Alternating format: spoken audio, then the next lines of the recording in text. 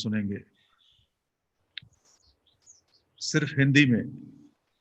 दुनिया में सबसे प्यारी पुस्तक बाइबल, दुनिया में सबसे प्यारी पुस्तक बाइबल, पढ़े जो इसको रोज बरोज, राह में खतरा कोई ना हो, ओ दुनिया में सबसे प्यारी पुस्तक बाइबल।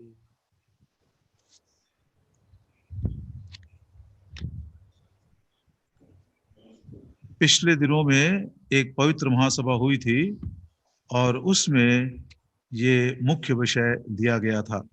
గడిచిన దినాల్లో జరిగిన పరిశుద్ధ సమాజ కూడికల్లో ఈ యొక్క ముఖ్య అంశము ఇవ్వబడి ఉంటున్నది। दानियल की किताब 4 अध्याय और 13 वचन। దానియేలు గ్రంథము 4వ అధ్యాయము 13వ వచనం। हम 13 वचन से लेकर 17 वचन तक पढ़ते हैं, हिंदी तेलुगु में। आप ध्यान से अपने पवित्र शास्त्र को देखिएगा। దానియేలు గ్రంథము 4వ అధ్యాయం 13వ వచనం నుంచి 17వ వచనం వరకు మరి తెలుగులో హిందీలో చదువుతూ ఉంటాం, కనుక మీ యొక్క బైబిల్ నందు జాగ్రత్తగా గమనించాలని కోరుతూ ఉంటున్నాం। Book of Daniel chapter 4 verses 13 to 17। దానియేలు గ్రంథము 4వ అధ్యాయము 13వ వచనం నుంచి 17వ వచనం వరకు। यह आज्ञा पहरुओं के निर्णय से और यह बात पवित्र लोगों के वचन से निकली कि जो जीवित है वे जान लें कि परम प्रधान परमेश्वर, माफ करिएगा 13th वर्ष, मैंने गलत किया, 13th वर्ष। मैंने पलंग पर दर्शन पाते समय क्या देखा कि एक पवित्र पहरुआ स्वर्ग से उतर आया। तेलुगु। మరియు నేను నా పడక మీద పండుకొని ఉండి నా మనసును కలిగిన దర్శనములను చూచుచుండగా జాగరూకుడగు ఒక పరిశుద్ధుడు ఆకాశం నుండి దిగివచ్చి ఇలాగూ బిగ్గరగా ప్రకటించెను। उसने ऊंचे शब्द से पुकार कर ये कहा, वृक्ष को काट डालो, उसकी डालियों को छांट दो, उसके पत्ते झाड़ दो और उसके फल बिखरा डालो, पशु उसके नीचे से हट जाएं, चिड़िए उसकी डालियों पर से उड़ जाएं। ఈ చెట్టును నరికి దాని కొమ్మలను కొట్టి దాని ఆకులను తీసివేసి దాని పండ్లను పారవేయుడి, పశువులను దాని నీడ నుండి తోలివేయుడి, పక్షులను దాని కొమ్మ నుండి ఎగరగొట్టుడి। तो भी उसके ठूंठ को जड़ समेत भूमि में छोड़ो और उसको लोहे और पीतल के बंधन से बांधकर मैदान में हरी घास के बीच रहने दो। वह आकाश की ओस से भीगा करे और भूमि की घास खाने में मैदान के पशुओं के संग भागी हो। 15వ వచనం, అయితే అది మంచునకు తడిసి పశువుల వలె పచ్చికలో నివసించినట్లు దాని మొద్దును ఇనుము ఇత్తడి కలిసిన కట్టుతో కట్టించి పొలములోని గడ్డి పాలగునట్లు దానిని భూమిలో విడువుడి। उसका मन बदले और मनुष्य का न रहे परंतु पशु का सा बन जाए और उस पर 7 काल बीते। 7 కాలములు గడుచు వరకు వానికున్న మానవ మనసునకు బదులుగా పశువు మనసు వానికి కలుగును। यह आज्ञा पहरुओं के निर्णय से और यह बात पवित्र लोगों के वचन से निकली कि जो जीवित है वे जान लें कि परम प्रधान परमेश्वर मनुष्यों के राज्य में प्रभुता करता है और उसको जिसे चाहे उसे दे देता है और वह छोटे से छोटे मनुष्य को भी उस पर नियुक्त कर देता है। 17వ వచనం, ఈ ఆజ్ఞ జాగరూకులకు దేవదూతల ప్రకటన అనుసరించి జరుగును, నిర్ణయమైన పరిశుద్ధుల ప్రకటన అనుసరించి సంభవించును, మహోన్నతుడు దేవుడు మానవుల రాజ్యంపైని అధికారి అయ్యుండి తానెవరికి అనుగ్రహింప నిశ్చయించినో వారికి అనుగ్రహించుననియు ఆయా రాజ్యములపైన అత్యల్ప మనుషులను ఆయన నియమించుచున్నాడనియు మనుషులందరూ తెలుసుకున్నట్లు ఇలాగు జరుగును। आइए प्रार्थना करें, प्रभु हमारी सहायता करे। ప్రభు మనకు సహాయం చేయనట్లు ప్రార్థన చేసుకుంటాం।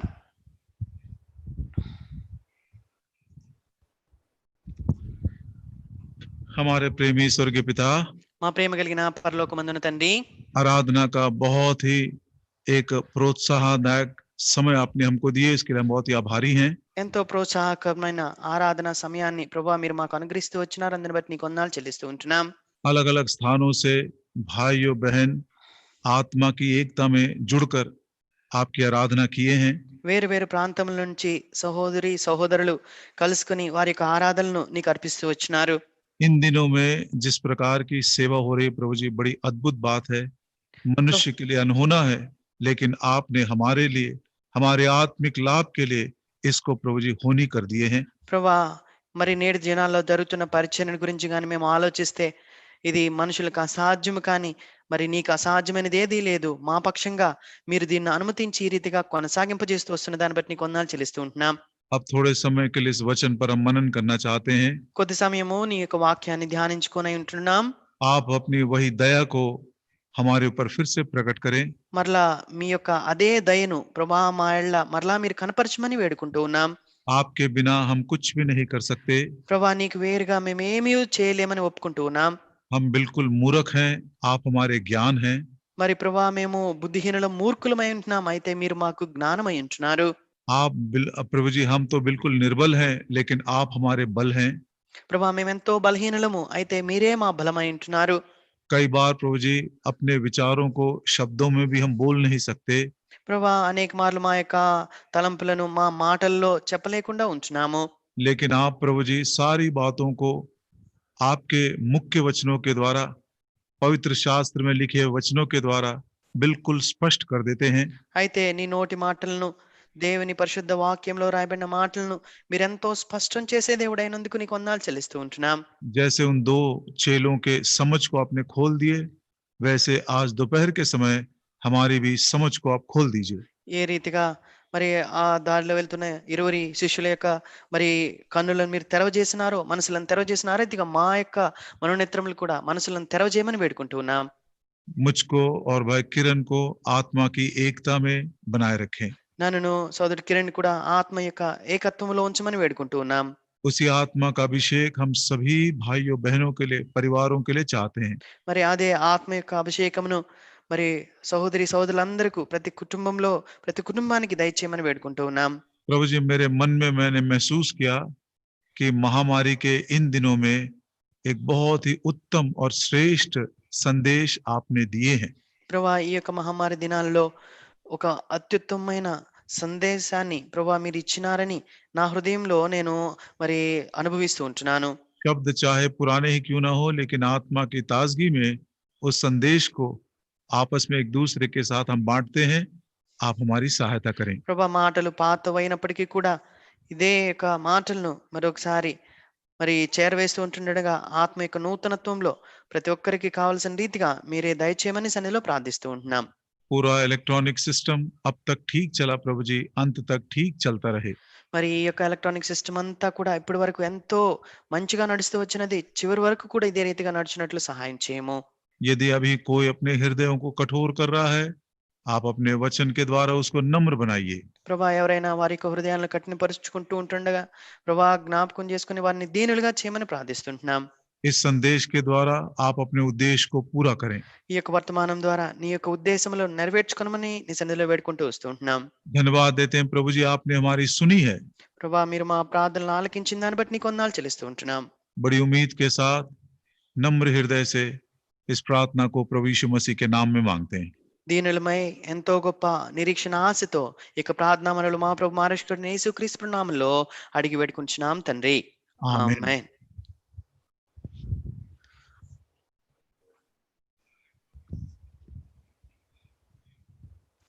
पहली बार जब मैं इस वचन को पढ़ा था तो मैं थोड़ा सा परेशान हुआ। మొదటిసారి ఎప్పుడైతే నేను ఈ వాక్యాన్ని చదివినానో నేను కొంత కలవరపడ్డాను. लेकिन जैसे जैसे पढ़ता गया, दुआ करता गया, प्रभु ने अद्भुत रीति से बातें किया है। మరి ఈ రీతిగా చదువుతూ వెళ్ళినాను, ప్రభు అద్భుతమైన రీతిలో మాట్లాడుతూ వచ్చినారు. मेरा मन कहता है कि महामारी के इन दिनों में एक बहुत ही श्रेष्ठ और उत्तम संदेश प्रभु ने भेजा है। ఈ మహమ్మారి యొక్క దినాలలో ప్రభు ఒక శ్రేష్టమైన ఉత్తమమైన వర్తమానాన్ని సందేశాన్ని ప్రభు మనకు పంపించినాడని నేను అనుకుంటూ ఉంటున్నాను. 5 वचन हमने पढ़ा, 5 వచనాలు మనం చదివినాం. 13 से लेकर 17 तक। 13వ వచనం నుంచి 17వ వచనం వరకు एक एक वचन को हम मनन करेंगे ఒక్కొక్క వాక్యాన్ని మనం మళ్ళా ధ్యానించుకుంటాం. और थोड़ा सा विस्तार से 17 वचन पर मनन करेंगे। మరి విస్తారంగా 17వ వాక్యం నందు మన దృష్టి ఉంచుతాం. Verse 13, 13వ వచనం, मैसेंजर्स फ्रॉम हेवन, स्वर्ग से दूत आए। మరి పరలోకము నుంచి దూత వచ్చి ఉంటున్నాడు.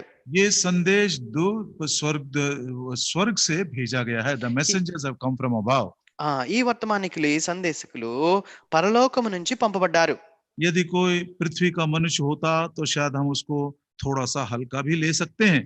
ఒకవేళ ఈ భూలోకమందు ఉన్న మనుషులైనట్లయితే దీన్ని కొంత మనము తేలిగ్గా ఎంచవచ్చు. इसके विषय में बाइबल क्या कहती है? అయితే దీని విషయంలో బైబిల్ గ్రంథం ఏం సెలవిస్తూ ఉంటున్నది? इब्रानियों की पत्री హెబ్రీయులకు రాసిన పత్రిక 12 अध्याय 12వ అధ్యాయము 25 वचन, 25వ వచనం. the book of Hebrews chapter 12 and verse 25 Hebrew 12:25. कहता है, see that ye refuse not him that speaketh, for if they escape not who refused him that spake on earth, much more shall not we escape if we turn away from him that speaketh from heaven. మీకు బుద్ధి చెప్పుచున్న వానిని నిరాకరింపకుండానట్లు చూచుకొనుడి. వారు భూమి మీద నుండి బుద్ధి చెప్పిన వానిని నిరాకరించినప్పుడు తప్పించుకొనకపోయిన ఎడల పరలోకము నుండి బుద్ధి చెప్పుచున్న వానిని విసర్జించు మనము తప్పించుకొనకపోవట మరి నిశ్చయం కదా. दानियल 4:13 में लिखा है कि ये जो संदेश वाहक है, मैसेंजर है, हेवन से, स्वर्ग से आया है. దానియేలు గ్రంథము 4వ అధ్యాయం 13వ వచనంలో రాయబడి ఉంటున్నది, ఈ యొక్క వర్తమానికుడు మరి పరలోకము నుంచి పంపబడ్డాడు. और इब्रानियों का लेखक कहता है, सावधान रहो और उस कहने वाले से मुंह न फेरो, क्योंकि वे लोग जब पृथ्वी पर के चेतावनी देने वाले से मुंह मोड़कर न बच सके, तो हम स्वर्ग पर से चेतावनी देने वाले से मुंह मोड़कर कैसे बच सकेंगे. మరి అందుకనే హెబ్రీ గ్రంథకర్త అంటూ ఉంటున్నాడు, ఈ భూమి మీద మనకు బుద్ధి చెప్పుచున్న వారిని నిరాకరించినప్పుడు తప్పించుకొనకపోయిన ఎడల పరలోకము నుండి బుద్ధి చెప్పుచున్న వారిని విసర్జించు మనము తప్పించుకొనకపోవటం మరి నిశ్చయం కదా అంటున్నాడు. स्वर्ग से संदेश आया है तो इसको बिल्कुल भी हम इसको हल्का नहीं ले सकते, उस मुंह नहीं मोड़ सकते. పరలోకము నుంచి ఈ యొక్క వర్తమానము పంపించబడింది కనుక మనం దేని ఏ మాత్రం కూడా తేలిగ్గా నిర్లక్ష్యంగా ఎంచకూడదు. इसको इसको इसका प्रभाव और इसकी जो प्रमुखता है बताने के लिए एक छोटा सा उदाहरण. దీని యొక్క ప్రముఖతను ప్రాధాన్యతను చెప్పుట కొరకే ఒక చిన్న ఉదాహరణ. देखिए, पृथ्वी के ऊपर 3 प्रकार के अधिकार प्रभु ने हम मसीही लोगों को दिए हैं. క్రైస్తవులైన మనకు ఈ లోకమందు దేవుడు మూడు అధికారాలను ఇచ్చి ఉంటున్నాడు. सबसे पहला पेरेंटल अथॉरिटी, माता पिता के अधिकार. మొట్టమొదటిగా తల్లిదండ్రుల యొక్క అధికారము. व्यवस्था विवरण उसका 21 अध्याय ద్వితీయోపదేశకాండము 21వ అధ్యాయము 18 वचन से 21 वचन तक पढ़ते हैं. 18వ వచనం నుంచి 21వ వచనం వరకు చదువుతాం. Deuteronomy chapter 21 verses 18 to 21. ద్వితీయోపదేశకాండము 21వ అధ్యాయము 18వ వచనం నుంచి 21వ వచనం వరకు. एक बेटे को माता पिता ने बहुत समझाया, మరి ఒక కుమారునికి తల్లిదండ్రులు ఎంతగానో వారు తెలియపరిచారు. लेकिन उनकी नहीं मानता है. అయితే తల్లిదండ్రుల మాట ఏమాత్రం వినకుండా ఉండినాడు. ताड़ना देने से भी वो नहीं सुनता है. శిక్షించినప్పటికీ కూడా వినకుండా ఉండినాడు. तो माता पिता पकड़कर उसको नगर के पुरनियों के पास, एल्डर्स के पास लेकर गए. ఇప్పుడు ఆ కుమారుని ఆ తల్లిదండ్రులు పట్టుకొని ఊరి గవిని యొద్దకు, పెద్దల యొద్దకు వారిని తీసుకుని వెళ్ళినారు. 20 वचन में लिखा है, 20వ వచనంలో రాయబడి ఉంటున్నది, और कहते हैं माता पिता, हमारा ये बेटा हटीला और दंगायत है, हमारी नहीं सुनता, ये उड़ाव और पियक्कड़ है. మరి ఆ తల్లిదండ్రులు అంటున్నారు, మా కుమారుడు అయిన వీడు మొండివాడై తిరగబడి ఉన్నాడు, మా మాట వినక తిండిబోతును త్రాగుబోతును ఆయనని చెప్తూ ఉంటున్నారు. तब उस नगर के सब पुरुषों से पथराव करके मार डालें, यूं तो अपने मध्य से ऐसी बुराई को दूर करना, सारे इस्राएली सुनकर भय मानेंगे. 21వ వచనం, అప్పుడు ఊరి ప్రజలందరూ రాళ్లతో అతన్ని చావగొట్టవలెను, అట్లు ఆ చెడుతనమును నీ మధ్య నుండి పరిహరించుదువు, అప్పుడు ఇశ్రాయేలీయులందరూ విని భయపడుదురు. पृथ्वी पर के अधिकार को जब हमने अनुसुनी कर दिया, माता पिता के आज्ञाओं को, ताड़नाओं को जब हमने हल्का जानकर उसको नहीं माना, देखिए उसको कितना दंड दिया गया. ప్రియులరా, భూమి మీద ఇవ్వబడిన అధికారాన్ని మనం తేలిగ్గా ఇచ్చిన వారమై వారిచ్చిన శిక్షా విధిని మనము నిర్లక్ష్య పెట్టినట్లయితే ఎలాంటి మరి శిక్ష అనేది వస్తుంటున్నదో చూడండి ఇక్కడ. दूसरा, రెండవదిగా याजकीय अधिकार, प्रीस्टली अथॉरिटी. యాజకుని యొక్క అధికారము. व्यवस्था विवरण का 17 अध्याय ద్వితీయోపదేశకాండము 17వ అధ్యాయము 8 वचन से लेकर 13 वचन तक. 8వ వచనం నుంచి 13వ వచనం వరకు. 2 भाइयों के बीच में कुछ गड़बड़ी हो गई. మరి ఇద్దరు సహోదరుల మధ్యలో కొంత జగడం వచ్చినది. विवाद हो गया जिसको वो निपटा नहीं सकते हैं. మరి దాన్ని ఏమాత్రము మరి వారికి వచ్చిన వివాదాన్ని ఏమాత్రము తీర్చజాలనిది. वे दोनों याजक के पास गए. వీరిరువురు కూడా యాజకుని యొద్దకు వెళ్ళి ఉంటున్నారు. याजक ने वचन के अनुसार उनका न्याय किया. మరి యాజకుడు దేవుని వాక్యమును అనుసరించి వారికి తీర్పు తీర్చినాడు. लेकिन आगे पढ़ते हैं అయితే ముందుకు చదువుతాము. व्यवस्था विवरण का 17 अध्याय ద్వితీయోపదేశకాండం 17వ అధ్యాయము और उसका 12 वचन। 12వ వచనం. और जो मनुष्य अभिमान करके उस याजक की जो वहां तेरे परमेश्वर यहोवा की सेवा टहल करने को उपस्थित रहेगा न माने या उस न्याय की न सुने तो वह मनुष्य मार डाला जाए। इस्राएल में से इस रीति से तू बुराई को दूर कर देना। ద్వితీయోపదేశకాండం 17వ అధ్యాయం 12వ వచనం. మరియు నెవడైనను మూర్ఖించి అక్కడ నీ దేవుడైన యెహోవాకు పరిచర్య చేయుటకు నిలుచు యాజకుని మాటనే గాని ఆ న్యాయాధిపతి మాటనే గాని విననొల్లని ఎడల వాడు చావవలెను. అట్లు చెడుతనమును ఇశ్రాయేలులో నుండి పరిహరింపవలెను. याजकीय अधिकार को जो टाल देता है उसका दंड कितना बड़ा है देखिए।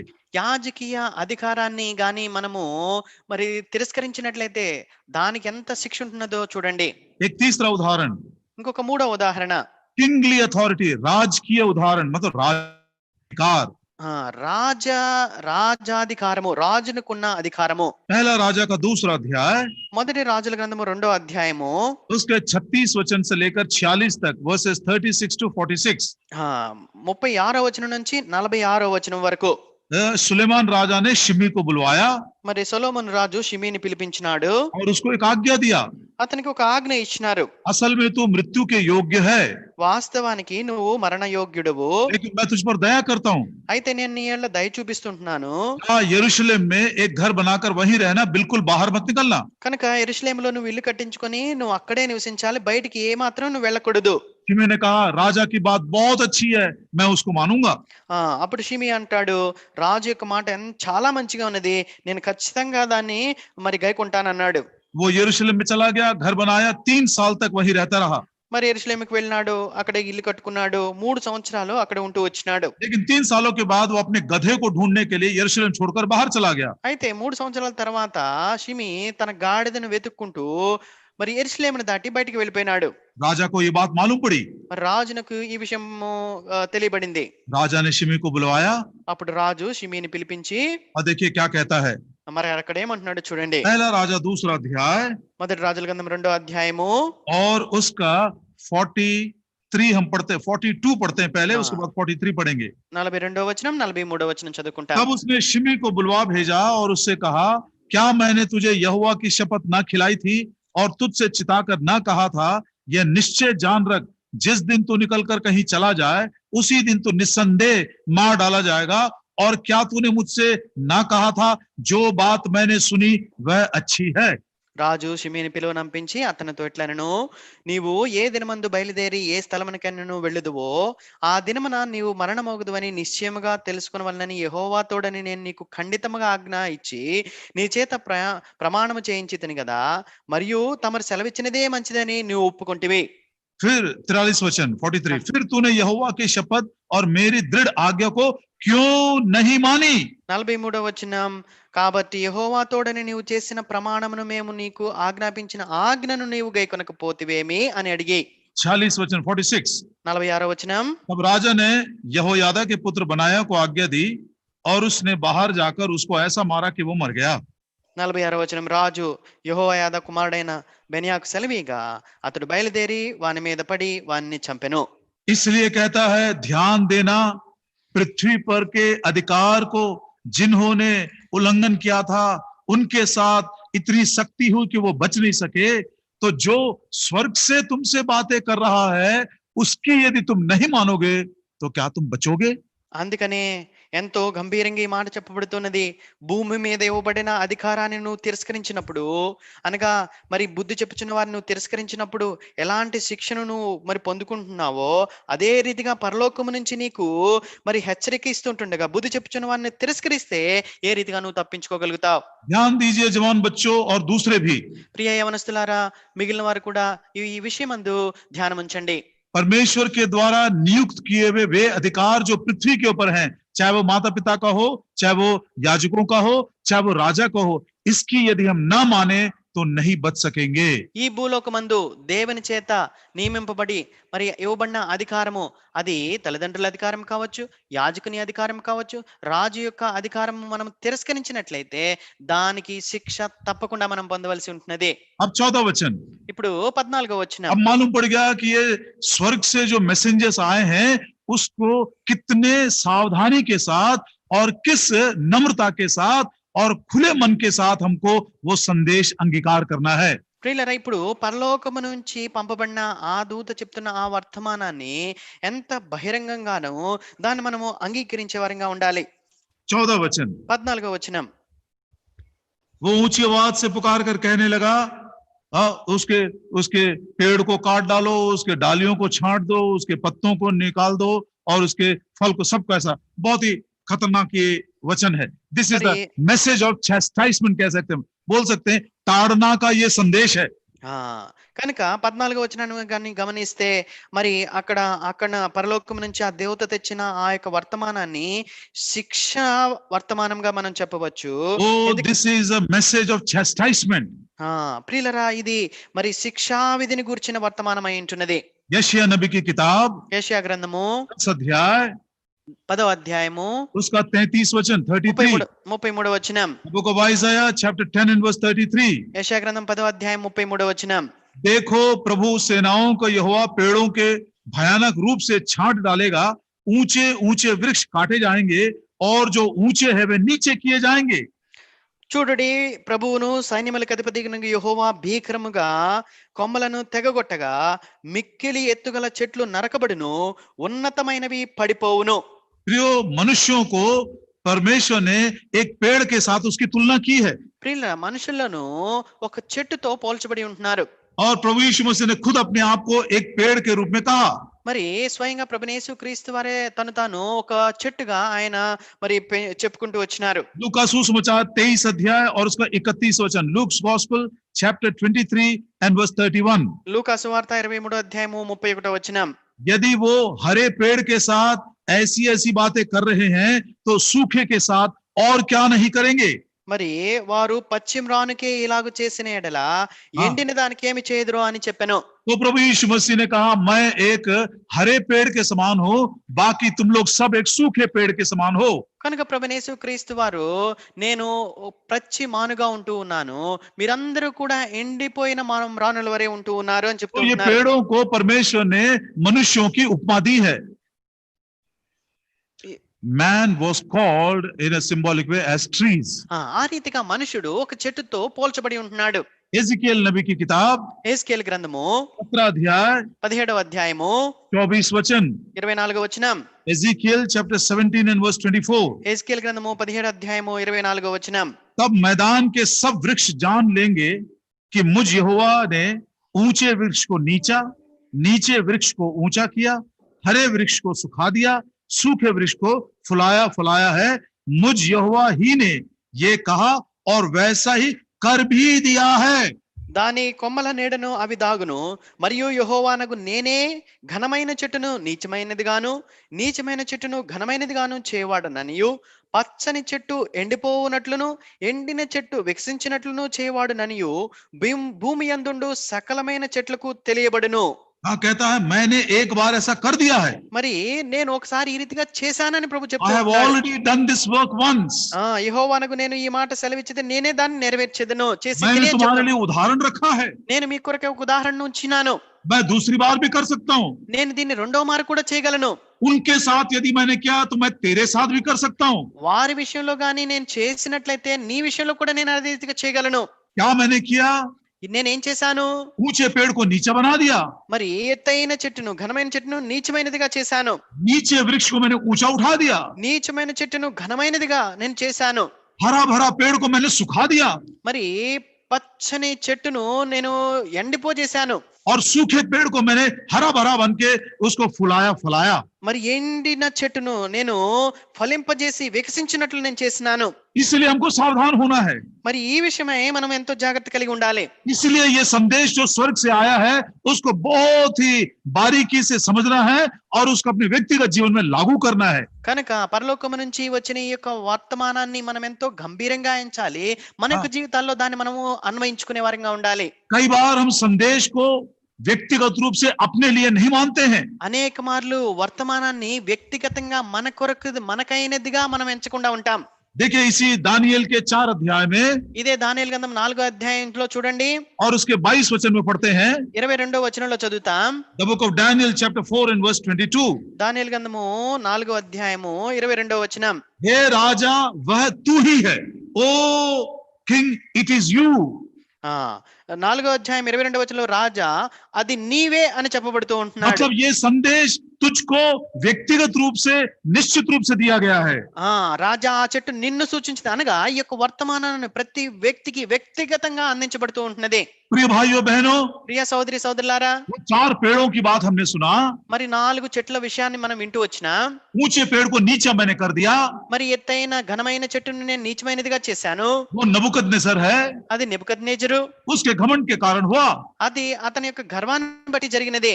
दूसरा काम, రెండవ పని, एक नीचे पेड़ को उसने ऊंचा कर दिया. ఒక నీచమైన చెట్టును ఘనమైనదిగా ఆయన చేసినాడు. दानिయేल है. అది దానియేలు. दानिయేल अपने पवित्रता के कारण इतना ऊंचा बनाया गया. మరి దానియేలు తన పరిశుద్ధతను బట్టి అంతగా ఘనపరచబడ్డాడు. तीसरा एक पेड़ हमने देखा. మూడవ చెట్టును మనం చూచాము. हरे भरे पेड़ को उसने तुरंत ही सुखा दिया. మరి పచ్చని చెట్టును ఆయన వెంటనే ఎండిపోజేశాడు. बेलतशस्सर उसका नाम है. బెల్తెషాజరు ఆయన పేరు. बड़ा याशी था, बड़ा मौज मजा में जीवन बिता रहा था. ఎంతో సుఖవిలాసముల్లో మరి తన జీవితాన్ని జీవిస్తున్నవాడు. और दानिయేल ने कहा जिस परमेश्वर के हाथ में तेरा श्वास है, God in whose hand is the breath of your life, उसको तूने माना नहीं और उसको तूने इनकार करके उसको महिमा नहीं दिया. ఏ దేవుని చేతిలో నీ శ్వాసమున్నదో ఆ దేవుని నీవు మరి ఘనంగా ఎంచలేదు అని దానియేలు చెప్పినాడు. और जितने बात सब कुछ वो जानता था. సమస్తము ఆ రాజు ఎరిగి ఉంటున్నాడు. नबूकदनेस्सर के साथ क्या हुआ, నెబుకద్నెజరు విషయంలో ఏం జరిగిందో, उसने क्या गवाही दिया, అతడు ఏం సాక్ష్యం ఇచ్చినాడో, ये सारी बातें तू जानता था. మరి ఆ విషయాలన్నీ నువ్వు ఎరుగుతూ ఉంటున్నావు. बार बार समझाए जाने पर भी जो नहीं मानता है अचानक वो नाश हो जाएगा, और वो भी बिना उपाय के. सुलेमान ज्ञानी ने कहा, नीति वचन 29 और उसका पहला वचन. మరి సామెతల గ్రంథం 29వ వచనం మొదటి వచనంలో 29వ అధ్యాయం మొదటి వచనంలో సొలొమోను చెప్పిన రీతిగా ఎన్ని మార్లు గద్దించినను వినని వాడు హఠాత్తుగా నశించునని రాయబడి ఉంటున్నది. उसी दिन हरा भरा वो पेड़ सूख गया. అదే దినము పచ్చని చెట్టు ఎండిపోయినది. उसी रात को बेलतशस्सर मारा गया. అదే రాత్రి బెల్తెషాజరు చనిపోయినాడు. और मादी और फारसियों ने उस राज्य को ले लिया.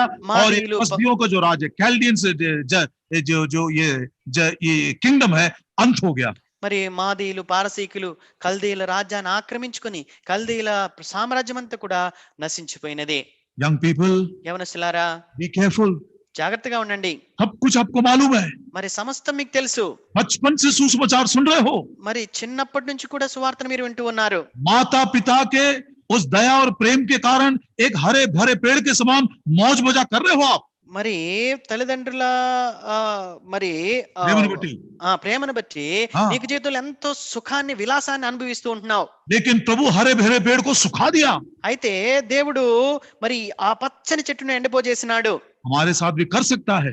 ఆయన మన విషయంలో కూడా ఆ రీతిగా చేయగలడు. चौथी बात, మరి నాలుగవ సంగతి, पेड़ को उसने हरा भरा कर दिया. మరి ఎండిపోయిన చెట్టును మరి ఆయన పచ్చగా చేసినాడు. शद्रक मेशक अबेदनगो की ये बात है. మరి షద్రకు మెషకు అబేద్నెగోల సంగతి ఇది. दानिయేल के साथ संगति करने के द्वारा, దానియేలుతో సహవాసం చేయడం ద్వారా, पवित्र पुरुष के साथ संगति करने के द्वारा, ఒక పరిశుద్ధ మరి పవిత్రులైన వారిగా మరి సహవాసాన్ని కలిగి ఉండడం ద్వారా, एक ज्ञानी पुरुष के साथ संगति करने के द्वारा, कंपेनियन ऑफ वाइज मैन, ఒక జ్ఞానులతో అంటే జ్ఞానుడితో వారు సహవాసం చేయడం ద్వారా ओ दानिయేल ने सिफारिश की. शद्रक मेशक अबेदनगो को भी ऊंचा उठाया गया. కనుక మరి దానియేలు వారి విషయమై మరి రాజు యొద్ద తెలియపరచగా మరి షడ్రకు మెషకు అబేద్నెగోలు మరి ఆ రాజు యొక్క సంస్థానంలో ఉత్తమ స్థానాన్ని పొందుకున్న వారిగా ఉన్నారు. 13 वचन में हमने देखा मैसेजेस फ्रॉम हेवन. మరి 13వ వచనంలో ఆకాశం నుండి పంపబడిన వర్తమానికుని మనం చూసినాం. 14 वचन में हमने सुना द मैसेज ऑफ चैस्टाइसमेंट. మరి 14వ వచనంలో మరి శిక్షా విధిని గురించిన వర్తమానాన్ని మనం విన్నాం. 15 वचन में देखते हैं 15వ వచనంలో Daniel 4:15, nevertheless leave the stump of his roots in the tree, तो भी उसके जड़ के ठूंठ को पृथ्वी पर ऐसा ही छोड़ देना. 15వ వచనంలో అయితే దాని మొద్దును భూమిలోనే విడువుడి. Speaks about the mercy, rejoicing against the judgment of God. ये परमेश्वर की वो दया है जो न्याय के ऊपर घमंड करती है. మరి కనుక దేవుని తీర్పునకు మించి అతిశయించే దేవుని యొక్క కనికరము జాలిని ఇది సూచిస్తూ ఉంటున్నది. ताड़ना के विषय में एक सच्चाई को यहाँ पर हम सीख रहे हैं. శిక్షణ గురించి ఒక సత్యాన్ని మనం ఇక్కడ నేర్చుకుంటూ ఉన్నాం. ये जो चैस्टाइजमेंट है, ये जो ताड़ना प्रभु हमको दे रहा है, ये हमको कंडेम करने के लिए, हमको दोषी बनाकर नाश करने के लिए नहीं, लेकिन सुधारने के लिए. ప్రియులారా, ఏ శిక్షణ అయితే ప్రభు మనకి ఇస్తూ ఉంటున్నాడో దాని ద్వారా మనం నశింపజేయటానికి కాదు గాని దాని ద్వారా మనకు బుద్ధి కలుగజేయాలని, దాని ద్వారా మనకు గ్రహింపు రావాలని ప్రభు ప్రేమతో మరి ఆ శిక్షను ఇచ్చేవాడికి ఉంటున్నాడు. याकूब की पत्री उसका दूसरा अध्याय, యాకోబు రాసిన పత్రిక 2వ అధ్యాయము और उसका 13 वचन, 13వ వచనం, he shall have judgment without mercy that hath showed no mercy, mercy rejoiceth against judgment. ये जो दया है, ईश्वरीय दया, जिसके विषय में हम सुबह आराधना में भी सुन रहे थे, वो न्याय के विरोध में घमंड करती है. యాకోబు రాసిన పత్రిక 2వ అధ్యాయం 13వ వచనము, కనికరము చూపినవాడు కనికరము లేని తీర్పు పొందును, అయితే కనికరము తీర్పును మించి అతిశయపడుచున్నది. ఉదయకాలం ఆరాధన వర్తమానంలో కూడా దేవుని యొక్క కనికరాన్ని గురించి మనం వింటూ వచ్చినాం. ओ प्रभु ताड़ना करता है, మరి దేవుడు శిక్షిస్తాడు. ओ प्रभु हमको सुधारना चाहता है, हमको नाश नहीं करना चाहता है. మరి దేవుడు మనల్ని నశించిపోవాలని కోరట్లేదు కానీ మనల్ని సరిచేయాలని కోరుతూ ఉంటున్నాడు. एक प्रेमी पिता के समान हमारी वो ताड़ना करता है. ప్రేమ గల తండ్రి వలె మరి ఆయన మనల్ని శిక్షించేవాడిగా ఉంటున్నాడు. उसका कारण क्या है? మరి దానికి గల కారణం ఏమిటి? इब्रानियों के 12 और 10 में हम पढ़ते हैं, ताकि हम यीशु मसीह के समान पवित्र बन जाए, उसके पवित्रता के संभागी हो जाए. హెబ్రీ 12:10లో మనం చదువుతాము, మరి తద్వారా ఆయనలో మనం పాలిభాగస్థులం అవ్వాలని ఆయన మనల్ని ఆ రీతిగా శిక్షించేవాడిగా ఉంటున్నాడు. దేంట్లో పాలిభాగస్థులు? उसकी పవిత్రता में ఆయనకు పరిశుద్ధ మనం 10వ వచనం మధ్య భాగంలో చివరి భాగంలో చూస్తే మనం తన పరిశుద్ధతలో పాలు పొందవలనని మన మేలు కొరకే ఆయన శిక్షించుచున్నాడు. पतरस कहता है, धन्य है वो जो शरीर में दुख उठाया है, क्योंकि वो पाप से छुटकारा पा गया. మరి శరీరం నందు శిక్షణ అనుభవించి వాడు ధన్యుడు, ఎందుకంటే వాడు పాపం నుంచి విడుదల పొంది ఉన్నాడని మరి పేతురు చెప్తూ ఉంటున్నాడు. अय्यूब कहता है, धन्य है वो मनुष्य जिसको परमेश्वर खुद सुधारता है. మరి దేవుడే స్వయంగా సరిదిద్దు మనుషుడు ధన్యుడు అని యోబు అంటూ ఉన్నాడు. अय्यूब के 5 और 17 में हम पढ़ते हैं. యోబు గ్రంథం 5వ అధ్యాయం 17వ వచనంలో ఆ మాట మనం చదువుతాం. महामारी के दिनों में ఈ మహమ్మారి దినాలలో क्या आपने इसको महसूस नहीं किया कि प्रभु मुझको सुधार रहा है? మరి దేవుడు నన్ను సరిదిద్దుతున్నాడనే విషయాన్ని నువ్వు గ్రహించినావా? लिविंग बाइबल ट्रांसलेशन में लिखा है, లివింగ్ బైబిల్ ట్రాన్స్లేషన్ లో రాయబడి ఉంటున్నది, that man has to be envied whom God corrects. जिसको प्रभु सुधारता है उसको देखने से मन के अंदर जलन होनी चाहिए. ఏ మనుషున్నైతే దేవుడు మరి సర్దిద్దేవాడిగా ఉంటున్నాడో ఆ మనుషుని చూసి మనము మరి మనకు ఒకలాంటి ఈర్ష్య పుట్టాలి. ఈర్ష్య మనకు పుట్టేదిగా ఉండాలి. भैया प्रभु जी आप उसको सुधार रहे हो, मुझको क्यों नहीं सुधार रहे? ప్రభా, నువ్వు ఆ వ్యక్తిని సరి చేస్తూ ఉంటున్నావు, నన్ను ఎందుకు సరి చేయట్లేదు? कभी कभी लोगों को दुखों में से जाते हुए हम मुस्कुराते हैं और हमारा हृदय फूलता है, हाँ कुछ गड़बड़ किया है इसीलिए इसके साथ ये हो रही है. అనేక మార్లు మరి ఇతరులు మరి కష్టాల గుండా, శ్రమల గుండా, దుఃఖాల గుండా వెళ్తుంటే మన మనసులో ఎంతో సంతోషపడుతూ మన హృదయాలు ఉప్పొంగిపోతూ ఉంటాయి. ఈ మనిషి ఏదో ఖచ్చితంగా ఏదో పొరపాటు చేశాడు, అందుకే దేవుడు శిక్షిస్తున్నాడు అనుకుంటాం. नहीं, ये वचन की सच्चाई है. तो भी पेड़ को निकाल देना, डालियों को छांट देना, पत्तों को बिखरा देना, उसके फल को गिरा देना, उसको नाश कर देना, तो भी उसके जड़ के ठूंठ को वैसा ही रखना, उसको मत उखाड़ना. ప్రియులరా, ఇది వాక్యం యొక్క సత్యమై ఉంటున్నది. ఆ యొక్క చెట్టు కొమ్మలు నరికివేయబడాలి, దానికుండే మరి ఆ ఆకులన్నీ కొట్టివేయబడాలి, దానికునే పండ్లన్నీ కూడా మరి పెరికివేయబడాలి. అవన్నీ కూడా అయినను కూడా దాని మొద్దనేది ఆ భూమిలో నిలిచి ఉండాలి. Chastisement is for our correction, not to condemn us. ప్రియులరా, ఆ యొక్క శిక్ష అనేది మన యొక్క సరిదిద్దు కొరకే కానీ మనం నశించిపోవటానికి కాదు. अय्यूब कहता है, యోబు అంటున్నాడు, वो ठूंठ जब जमीन के अंदर सूख जाती है, ఎప్పుడైతే ఆ మొద్దు ఆ భూమిలో మరి ఎండిపోతుందో, पानी की सुगंध से, बाय द ఆ सेंट ऑफ द वाटर, जब पानी का सुगंध जाता है तो फिर से एक बार वो पनपने लगता है, फिर से एक बार वो फलवंत होता है।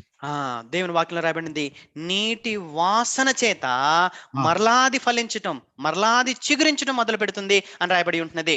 अय्यूब के 14 अध्याय में पढ़ लेना उसको। యోబు గ్రంథం 14వ అధ్యాయంలో చూస్తే చదవండి. लेकिन एक बात याद रखिए, అయితే ఒక విషయాన్ని మీరు జ్ఞాపకం పెట్టుకోండి. इस ताड़ना को यदि हमने तुच्छ जाना ఒకవేళ గాని ఈ శిక్షా విధిని గాని మనము తుచ్చంగా ఎంచినట్లయితే, और इस संदेश को हमने हल्का मानकर इसको हमने उसको इनकार कर दिया, ఈ యొక్క వర్తమానాన్ని కానీ మనం తేలిగ్గా ఎంచి దాన్ని తిరస్కరించినట్లయితే, प्रभु यीशु मसीह के पास हम जाते हैं, ప్రభువైన యేసుక్రీస్తు వారి యొద్దకు మనం వెళ్తాం. देखो कुल्हाड़ा पेड़ पर नहीं, पेड़ के जड़ पर है। మరి ఆ యొక్క గొడ్డలి చెట్టు మొద్దును కాదు కానీ చెట్టు వేరున ఉంచబడి అని ఉన్నది అని రాయబడినది. यहाँ पर ताड़ना दे रहा नहीं सुन रहे हैं, वो कुल्हाड़ा जो जड़ पर रखा हुआ है आपको हमेशा के लिए उखाड़ कर फेंक देगा वो। ప్రియులరా, ఈ యొక్క శిక్షను గాని మీరు అంగీకరించి సరిదిద్దుకోకపోతే ఆ వేరున ఉంచబడిన గొడ్డలి మిమ్మల్ని నరికివేసి నిత్య నాశనానికి వెళ్ళిపోయేదిగా చేస్తుంది. चौथी बात, 4వ విషయం, दानियल 4 और उसका 16, దానియేలు గ్రంథం 4వ అధ్యాయం 16వ వచనం. उसके अंदर से मनुष्य का हृदय निकाल दो और उसको पशु का हृदय दे दो। మరి అతనిలో నుంచి మానవ మనసును తీసివేసి हाँ। పశువు మనసు వానికి కలుగు చేయము. मेथड ऑफ करेक्शन, अभी ये सुधारने का भी कोई तरीका होता है? ప్రియులరా, ఈ యొక్క సరిదిద్దులో కూడా మరి రీతులు విధానాలు ఉంటాయి. अरे शक्कर खाने के बाद यदि आप उसको 10 कोड़े लगा दोगे तो మరి छोटे ఒకవేళ बच्चे ने शक्कर खा लिया और उसके लिए आपने उसको 10 कोड़े मार दिए। మరి ఒకవేళ చిన్న పిల్లవాడు గాని ఏదో చిన్న కొంచెంగా పంచదార తింటే వాడిని 10 కొరడా దెబ్బలు కొడితే, एक और उदाहरण देखिए, ఇంకొక ఉదాహరణ చూడండి. 2 हफ्ता पहले की बात है, चेन्नई में చెన్నైలో 2 వారాల క్రితం సంగతి ఇది. एक माता, एक पिता और उनका बेटा 8 बजे दुकान को बंद करना था, 8:10 तक उन्होंने खुला रखा। మరి ఒక తండ్రి కుమారుడు 8 గంటలకు మరి వారి షాపు మూసివేసేయాలి దుకాణాన్ని. అయితే 8 గంటల 10 నిమిషాల వరకు వారు ఉంచారు. पुलिस वाले उसको पकड़कर लेकर गए और इस बुरी रीति से उनकी पिटाई किए, उनके साथ उनको प्रताड़ित किए कि उन्होंने जान ही खो दिया। ప్రియులరా, మరి పోలీసు వారు వారిని పట్టుకొని వెళ్ళి ఎంతగా కొట్టారంటే వారు వారి ప్రాణాన్ని కూడా కోల్పోయారు. कभी कभी परमेश्वर के ये ताड़ना के बाद जो है हमको थोड़ा सा दुख लगता है, थोड़ा सा अति लगता है और थोड़ा सा कठोर लगता है। కొన్నిసార్లు దేవుడు చేసే ఈ శిక్షా విధి మనకు కొంచెం కఠినంగా అనిపిస్తుంది, మరి చాలా ఎక్కువగా అతిగా చేస్తుందేమో అనిపిస్తుంది, ఎంతో దుఃఖం కలుగుతుంది.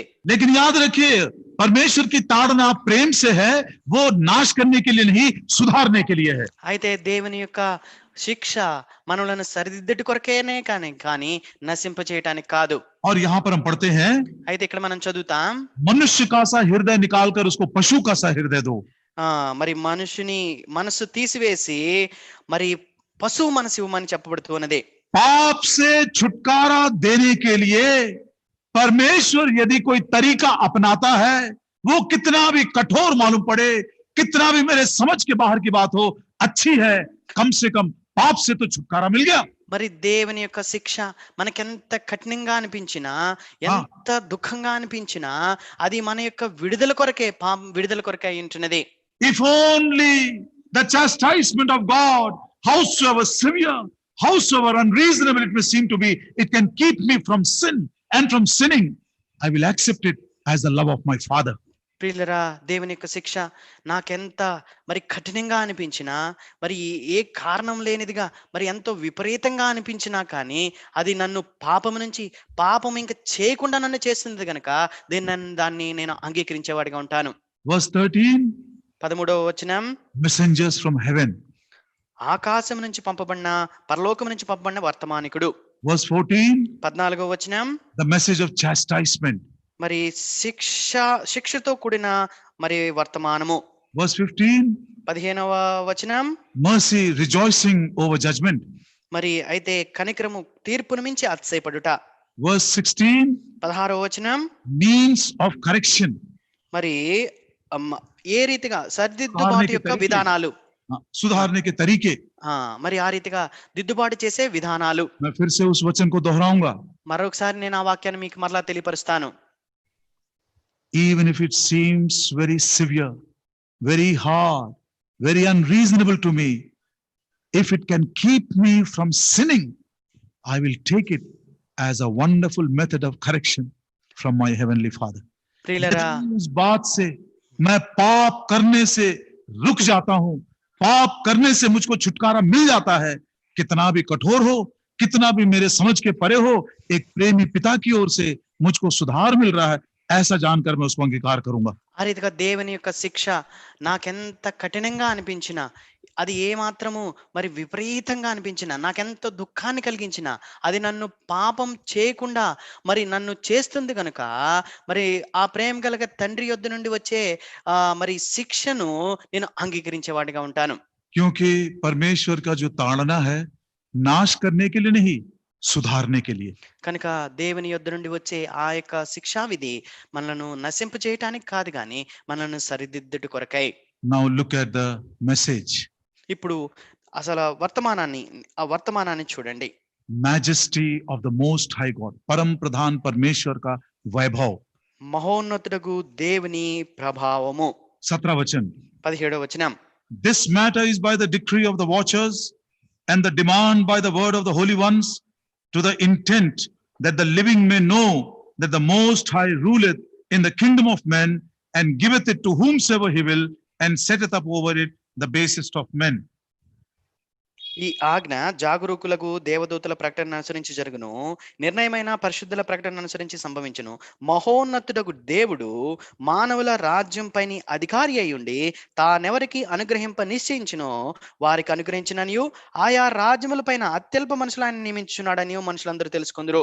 सारे मनुष्य इस बात को जान ले कि परम प्रधान परमेश्वर मनुष्यों के बीच में राज्य करता है, और वो राज्य जिसको चाहे उसको दे देता है, यहां तक कि छोटे से छोटे को भी वो दे सकता है। अंग्रेजी बाइबल के अनुसार बेसिस्ट मतलब तुच्छ से तुच्छ को भी वो राज्य दे सकता है। కనుక మహోన్నతుడగు దేవుడు మానవుల రాజ్యం పైన అధికారి ఉండి తానెవరికి అనుగ్రహింప నిశ్చయించినో వారికి అనుగ్రహించుచు ఆయా రాజ్యములపైన అత్యల్పులైన అని తెలుగులో ఉన్నది, అంటే నీచులైన మనుషులను కూడా ఆయన నియమించేవాడుగా ఉంటాడని మనుషులందరూ ఎరుగుదురుగాక. वो राज्य की बात जब हम कर रहे हैं, రాజ్యం గురించి మనం మాట్లాడినట్లయితే, वो इन दिनों में प्रभु कई बार हमको ये बात स्मरण दिलाया है। ఈ దినాలలో అనేక మార్లు ప్రభు ఈ యొక్క మాటను మనకు జ్ఞాపకం చేస్తుంటున్నాడు. प्रभु यीशु मसीह आने वाले हैं, ప్రభు యేసుక్రీస్తు వారు రాబోతూ ఉంటున్నాడు. और जो प्रथम पुनरुत्थान में भाग लेते हैं, ఎవరైతే మొదటి పునరుద్ధానంలో పాలు పొందుతారో राज्य की आशीष उनको ही मिलती है। ఆ రాజ్యం యొక్క ఆశీర్వాదములు కేవలం వారికి మాత్రమే దొరుకుతాయి. Kingdom blessings are given only to those who partake in the first resurrection. ఎవరైతే మొదటి పునరుద్ధానంలో పాలు పొందుతారో వారికి మాత్రమే ఆ రాజ్యం యొక్క ఆశీర్వాదాలు వారు పొందుకునే వారిగా ఉంటారు. आज इस बात को महसूस करें, మరి నేటి దినాన్న ఈ విషయాన్ని మనము గ్రహించదుము గాక. प्रभु हमारे जीवन में राज्य करना चाहता है। దేవుడు మన యొక్క జీవితాల్లో రాజ్యం చేయాలని కోరుతూ ఉంటున్నారు. He wants to be the Lord of our lives. మన యొక్క జీవితాలకు ఆయన ప్రభువుగా ఉండాలని కోరుతూ ఉంటున్నాడు. जो कोई अपने जीवन में यीशु मसीह की प्रभुता को, उसके लॉर्डशिप को अंगीकार नहीं करते हैं, वो नेबुकदनेस्सर के समान घमंडी लोग हैं, और ऊंचे पेड़ को नीचा करके गिरा देगा। మరి ఎవరైతే వారి యొక్క జీవితాల్లో మరి దేవుని యొక్క ఆ ప్రభుత్వాన్ని ఆ యొక్క మనం ఒప్పుకొని వారిగా ఉంటారో వారు గర్విష్ఠులై ఉంటున్నారు. అలాంటి వారిని మరి నెబుకద్నెజరు వలె ఆ ఘనమైన చెట్టును ఏ రీతిగా నీచమైనదిగా చేసినాడో ప్రభు ఆ రీతిగా చేసేవాడిగా ఉంటున్నాడు. और वो कहता है कि ये राज्य मेरे पिता ने देने के लिए बड़ा प्रसन्न हुआ। Fear not little flock, हे छोटे झुंड मत डर, पिता को ये अच्छा लगा, उसको ये भाया है कि तुमको राज्य दे। మరి ఈ రాజ్యముని ఇవ్వటకు తండ్రికి ఇష్టమైనది, ఓ చిన్నమందా మీరు భయపడకుడే అని దేవుని వాక్యంలో చెప్పబడుతూ ఉన్నది. चेलों से प्रभु यीशु मसीह ने आखिरी रात ये प्रॉमिस किया। మరి శిష్యులతో ప్రభువైన యేసుక్రీస్తు వారు చివరి రాత్రిన ఈ వాగ్దానం చేసినారు. लूका के 22 और उसके 29 में, లూకా సువార్త 22వ అధ్యాయం 29వ వచనంలో, जैसे मेरे पिता ने मेरे लिए एक राज्य नियुक्त किया है, वैसे मैं भी तुम्हारे लिए एक राज्य नियुक्त कर दिया हूं। మరి ఏ రీతిగా తండ్రి నా కొరకే రాజ్యాన్ని సిద్ధపరిచినాడో నేను కూడా మరి నా కొరకు మీ కొరకు నేను రాజ్యాన్ని సిద్ధపరుస్తున్నానని ప్రభు చెప్తూ ఉంటున్నాడు. जिसको चाहे मैं ये राज्य दे दूंगा, మరి ఎవరికి నేను ఇవ్వాలనుకుంటానో వారికి నేను ఆ రాజ్యాన్ని ఇస్తాను. छोटे से छोटे को भी मैं दे दूंगा. మరి అత్యల్పులైన వారికి కూడా నేను ఆ రాజ్యాన్ని ఇస్తాను. मनुष्यों की दृष्टि में जो बेस है, तुच्छ है, उसको भी मैं दे सकता हूँ. ఎవరైతే మనుషుల దృష్టిలో మరి ఏ మాత్రం ఎన్నిక లేని వారు ఉన్నారో అలాంటి వారికి నేను ఇస్తాను. इस वचन के अनुसार हमारे यीशु मसीह के प्रभुता के विषय में, द लॉर्डशिप ऑफ क्राइस्ट के विषय में हम सीख सकते हैं.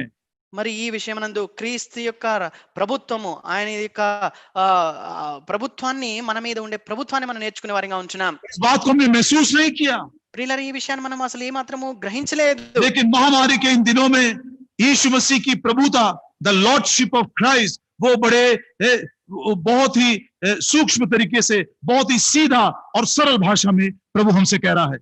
ప్రియులారా, అయితే ఈ మహమ్మారి దినాల్లో యేసు క్రీస్తు ప్రభువారి యొక్క ప్రభుత్వముని గురించి మరి మనకెంతో సుస్పష్టంగా ఆయన మనకు తెలియపరుస్తూ ఉంటున్నాడు. 5 बातें संक्षिप्त में बता देना चाहता हूँ. 5 విషయాలను నేను క్లుప్తంగా మీతో చెప్పాలనుకుంటూ ఉన్నాను. पहली बात, మొదటి విషయం, the lordship of Christ begins at the cross. ప్రియులారా, క్రీస్తు ప్రభు యొక్క ప్రభుత్వము సిలువ యొద్ద మొదలయ్యేదిగా ఉంటుంది. यीशु मसीह की प्रभुता कलवरी के क्रूस के पास शुरू होती है. ప్రభునేసు క్రీస్తు వారి యొక్క ప్రభుత్వము కలవరి సిలువ యొద్ద ఆరంభమయ్యేదిగా ఉంటున్నది. प्रभु यीशु मसीह को सारे पृथ्वी के लोगों के ऊपर अधिकार दिया गया है. ప్రభునేసు క్రీస్తు వారికి ఈ లోకమంతటి మీద అధికారం ఇవ్వబడి ఉంటున్నది. యోహన్నా सुसमाचार उसका 17 अध्याय, యోహాను సువార్త 17వ అధ్యాయము उसका दूसरा वचन, 2వ వచనం, हे पिता, तूने मुझको संसार के सारे शरीरों के ऊपर, सारे मनुष्यों के ऊपर अधिकार दिया है. ఓ తండ్రి, మరి నీవు సర్వ శరీరుల మీదను నాకు అధికారం ఇచ్చితివి. प्रेरितों के काम उसका 10 अध्याय 36 वचन, అపోస్తల కార్యములు 10వ అధ్యాయం 36వ వచనం, Acts chapter 10 and verse 36. అపోస్తల కార్యములు 10వ అధ్యాయము 36వ వచనం, The word which Jesus sent unto the children of Israel, preaching peace by Jesus Christ, he is Lord of all.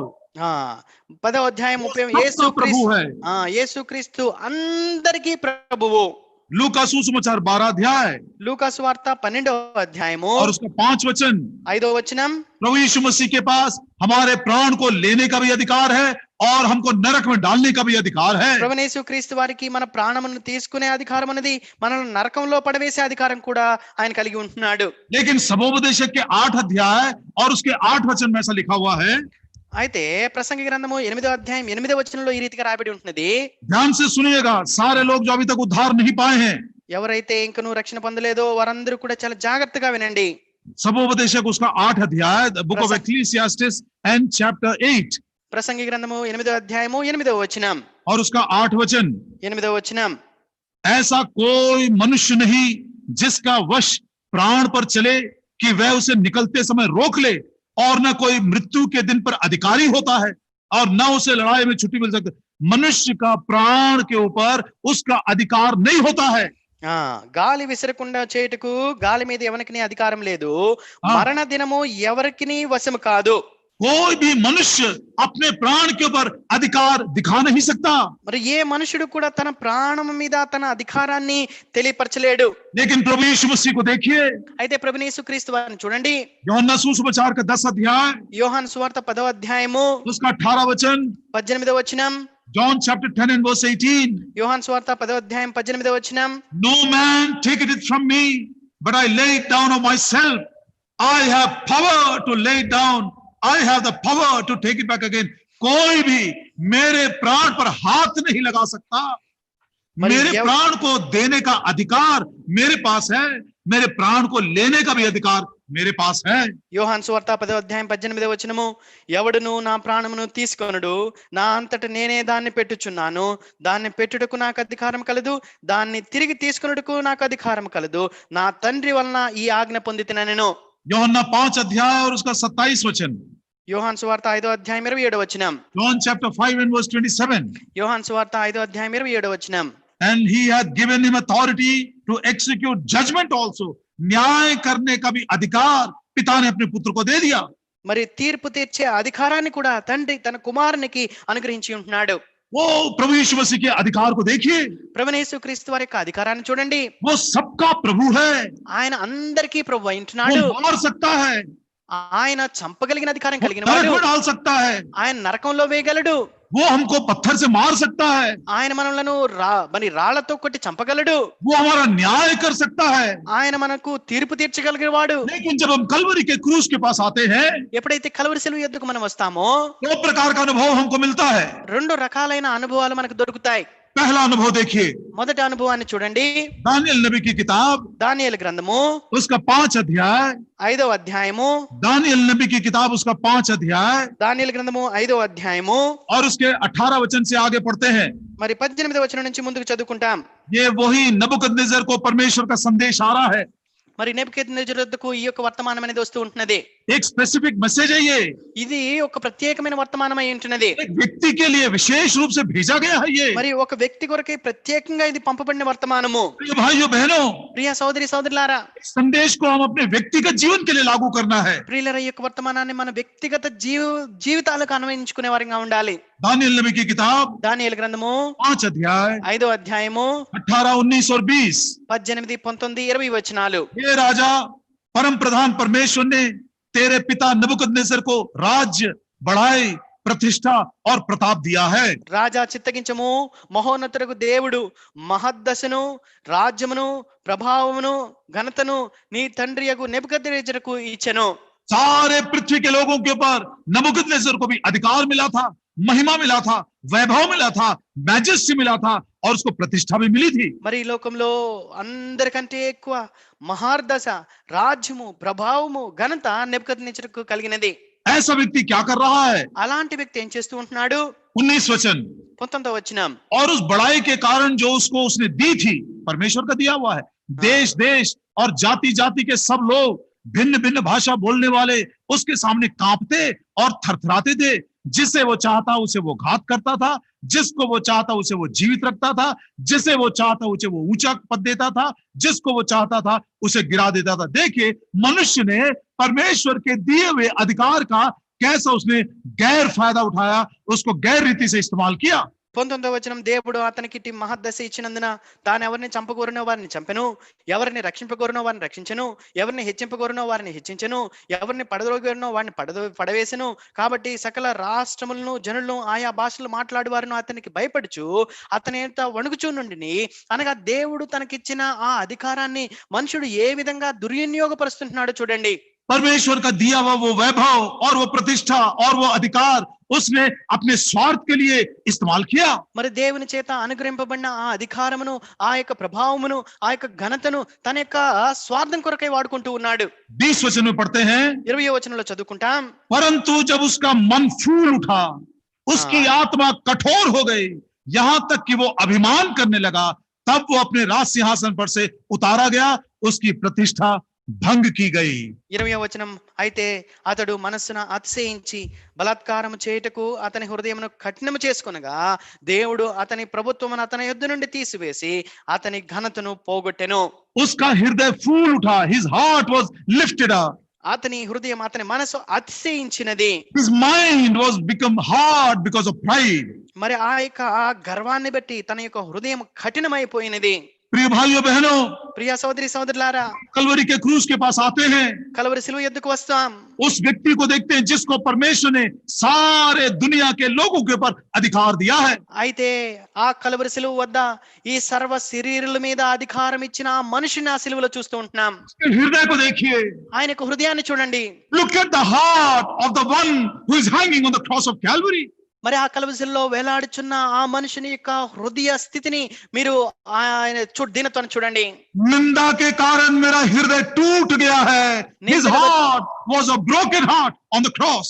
ఆ సిలువ మీద మరి నిందను బట్టి నా హృదయము పగిలిపోయినదని ఆయన చెప్తూ ఉంటున్నాడు. मोम के समान मेरा हृदय पिघल गया है. My heart is melting like wax because of the sins and the transgressions of my people. నా ప్రజల యొక్క పాపమును బట్టి, దోషమును బట్టి, అతిక్రమమును బట్టి నా యొక్క హృదయము మైనం వలె కరిగిపోతున్నది అని ఆయన చెప్పినాడు. और बाद में हम पढ़ते हैं ఆ తర్వాత మనం చదువుతాం, नबूकदनेस्सर का मन जो है घमंड के कारण कठोर हो गया था. నెబుకద్నెజరు యొక్క మనస్సు గర్వాన్ని బట్టి కఠినమైపోయినది. उसको समझ में नहीं आ रहा था वो क्या कर रहा है. అతడు ఏం చేస్తుంటున్నాడు కూడా అతనికి అర్థం కావట్లేదు.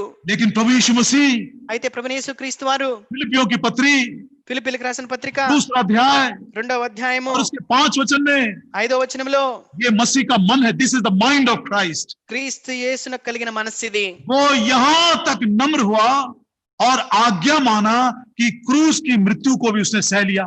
ప్రియులారా, ఆయన సెలవు మరణం పొందునంతగా విధేయత చూపిన వాడే తన్ను తాను తగ్గించుకొనెను. इतना वो नम्र है, అంత దీనుడైనాడు. वो हमको दंड दे सकता है. ఆయన మనల్ని శిక్షించగలడు. परमेश्वर के दिया हुआ अधिकार में वो हमारे लिए कुछ भी कर सकता हमारे विरोध में. దేవుని చేత ఇవ్వబడిన అధికారం చేత మన విషయంలో ఆయన ఏమైనా చేయగలడు. लेकिन उसकी दया और उसकी करुणा कितनी बड़ी है देखिए. అయితే ఆయన యొక్క దయ, ఆయన యొక్క కనికరము ఎంత గొప్పవో చూడండి. His heart was melting like wax and his mind became so humble and obedient even he was willing to die. ये किसके लिए? आपके और मेरे పాపం के प्रायश्चित के. ప్రియులారా, నీ యొక్క నా యొక్క పాపము యొక్క ప్రాయశ్చిత్తం కొరకై ఆయన హృదయం మైనం వలె కరిగిపోయిన వాడై తన మనసునందు ఆయన అంత దీనుడై తగ్గించుకున్న వాడిగా ఉంటున్నాడు. लूका के 5:24 में लिखा है, లూకా సువార్త सारी पृथ्वी इस बात को जाने कि मेरे पास पापों को क्षमा करने का अधिकार है. और कलवरी के क्रूस के पर जब हम आए थे प्रियो, हमने उसी को देखा. हे पिता, इनको क्षमा कर दे. లూకా సువార్త 5వ అధ్యాయం 24వ వచనంలో ఆయన చెప్తూ ఉంటున్నాడు, సకల జనులు నా యొద్ద పాప క్షమాపణ ఉన్నదని ఎరుగుతున్నట్లు, మరి అనగా ఆ కలవరి సిలువ యొద్ద ఆ క్షమాపణను ఆయన కనబరుస్తూ ఉంటున్నాడు. Look at this man Nebuchadnezzar on the throne and look at our Lord Jesus Christ on the cross. ఆ సింహాసనం మీద ఉన్న నెబుకద్నెజరును చూడండి, కలవరి శిలలో వేలాడుతున్న ప్రభువైన యేసుక్రీస్తు వారిని చూడండి. कोई भी मनुष्य आपको प्राण नहीं दे, जान नहीं दे सकता. ప్రియులారా, ఏ మనుషుడు కూడా నీ నిమిత్తము ఎవ్వరూ ప్రాణం పెట్టలేరు. कोई सा भी धर्म आपको उद्धार नहीं दे सकता. ఏ మతము కూడా నీకు రక్షణ ఇవ్వలేదు.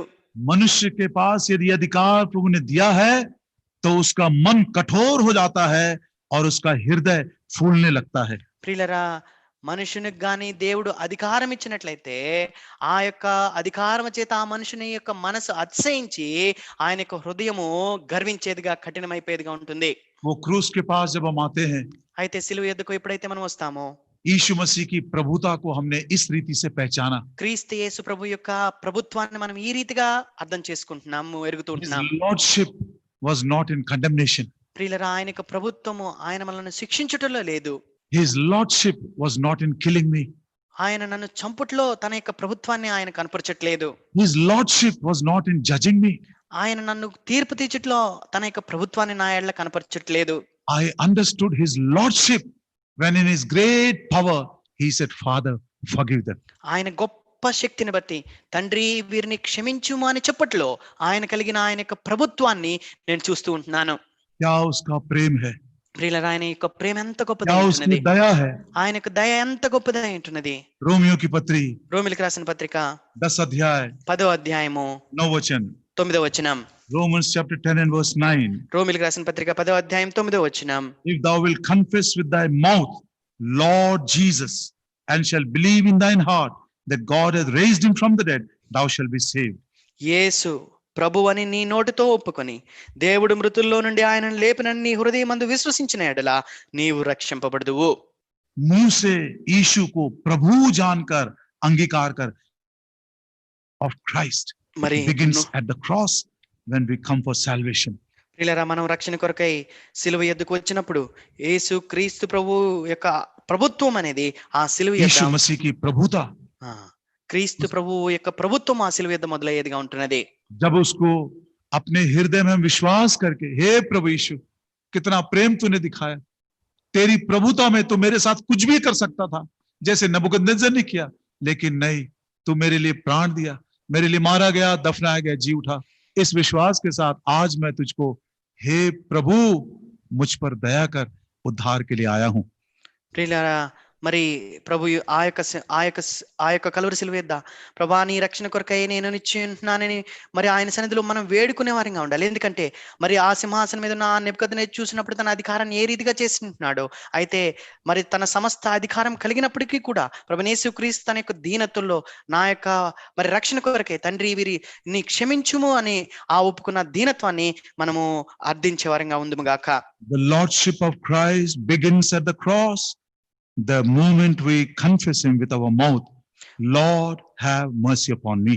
ఏ క్షణమైతే మనం నోటితో ప్రభా నన్ను క్షమించుమని ఒప్పుకుంటామో, యేసు క్రీస్తు ప్రభు యొక్క ప్రభుత్వము ఆ యొక్క క్షణమే మన యొక్క జీవితంలో ఆరంభమవుతుంది. संडे स्कूल के दिनों से मुझको ये सिखाया गया. మరి సండే స్కూల్ దినాల నుంచి ఇది నాకు నేర్పించబడింది. Either he is Lord of all or he is none at all.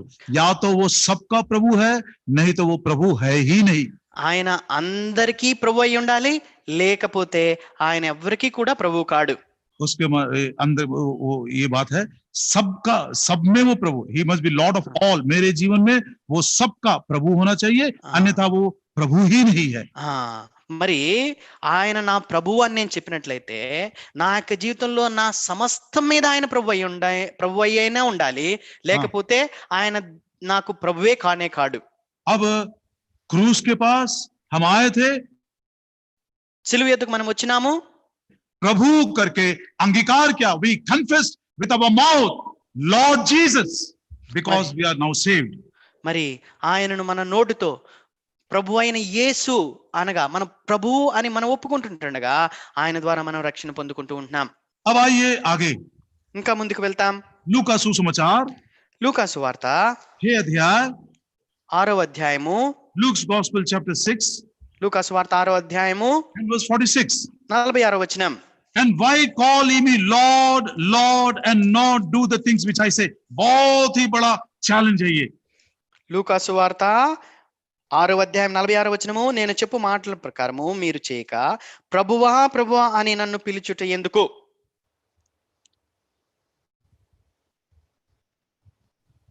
तुम मुझको प्रभु प्रभु कहते रहते हो और जो मैं कहता हूं उसको तुम नहीं. మీరు నన్ను ప్రభువా ప్రభువా అని పిలుస్తూ ఉంటున్నారు కానీ ఏదైతే నేను మీతో చెప్తూ ఉంటున్నానో దాన్ని మీరు చేయకుండా ఉంటున్నారు. मतलब प्रभु यदि हमने संबोधित किया है, यदि हम यीशु को अपने प्रभु मानते हैं, तो जरूर उसकी आज्ञाओं का पालन करना ही है. ప్రియులరా, మనము ప్రభువా అని ఆయన పిలుస్తున్నట్లయితే, మన యొక్క జీవితాల మీద ఆయన ప్రభువు మనం అంగీకరిస్తున్నట్లయితే ఆయన యొక్క ఆజ్ఞను మనం ఖచ్చితంగా అవలంబించే వారంగా ఉండాలి. एक उदाहरण, ఒక ఉదాహరణ నేను చెప్తాను.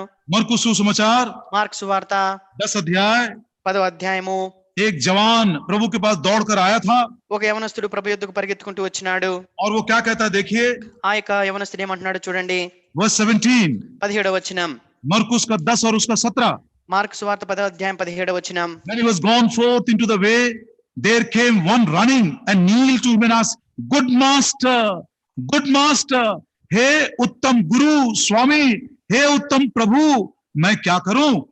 17వ వచనం, ఆయన బయలుదేరి మార్గమున పోవుచుండగా ఒకడు పరిగెత్తుకుని వచ్చి ఆయన ఎదుట మోకాళ్ళుని, సద్బోధకుడా అనగా మంచి ఉత్తముడా, ప్రభువా నిత్య జీవమునకు వారసునగుటకు నేనేమి చేదనని ఆయన అడిగాను.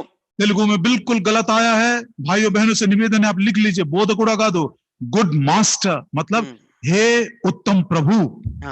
మరి మంచి యజమానుడా అనగా మంచి నా ప్రభువా అని మీరు తెలుగులో మరి తప్పుగా వచ్చింది, మీరు రాసుకోండి.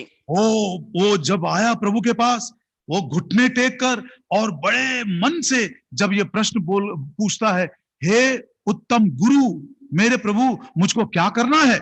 మరి ప్రభు యొద్దకు వచ్చే మోకాళ్ళుని, మరి యజమానుడా మరి ప్రభువా మరి నిత్య జీవాన్ని పొందుకోవడానికి నేనేం చేయాలని అడుగుతూ ఉంటున్నాడు.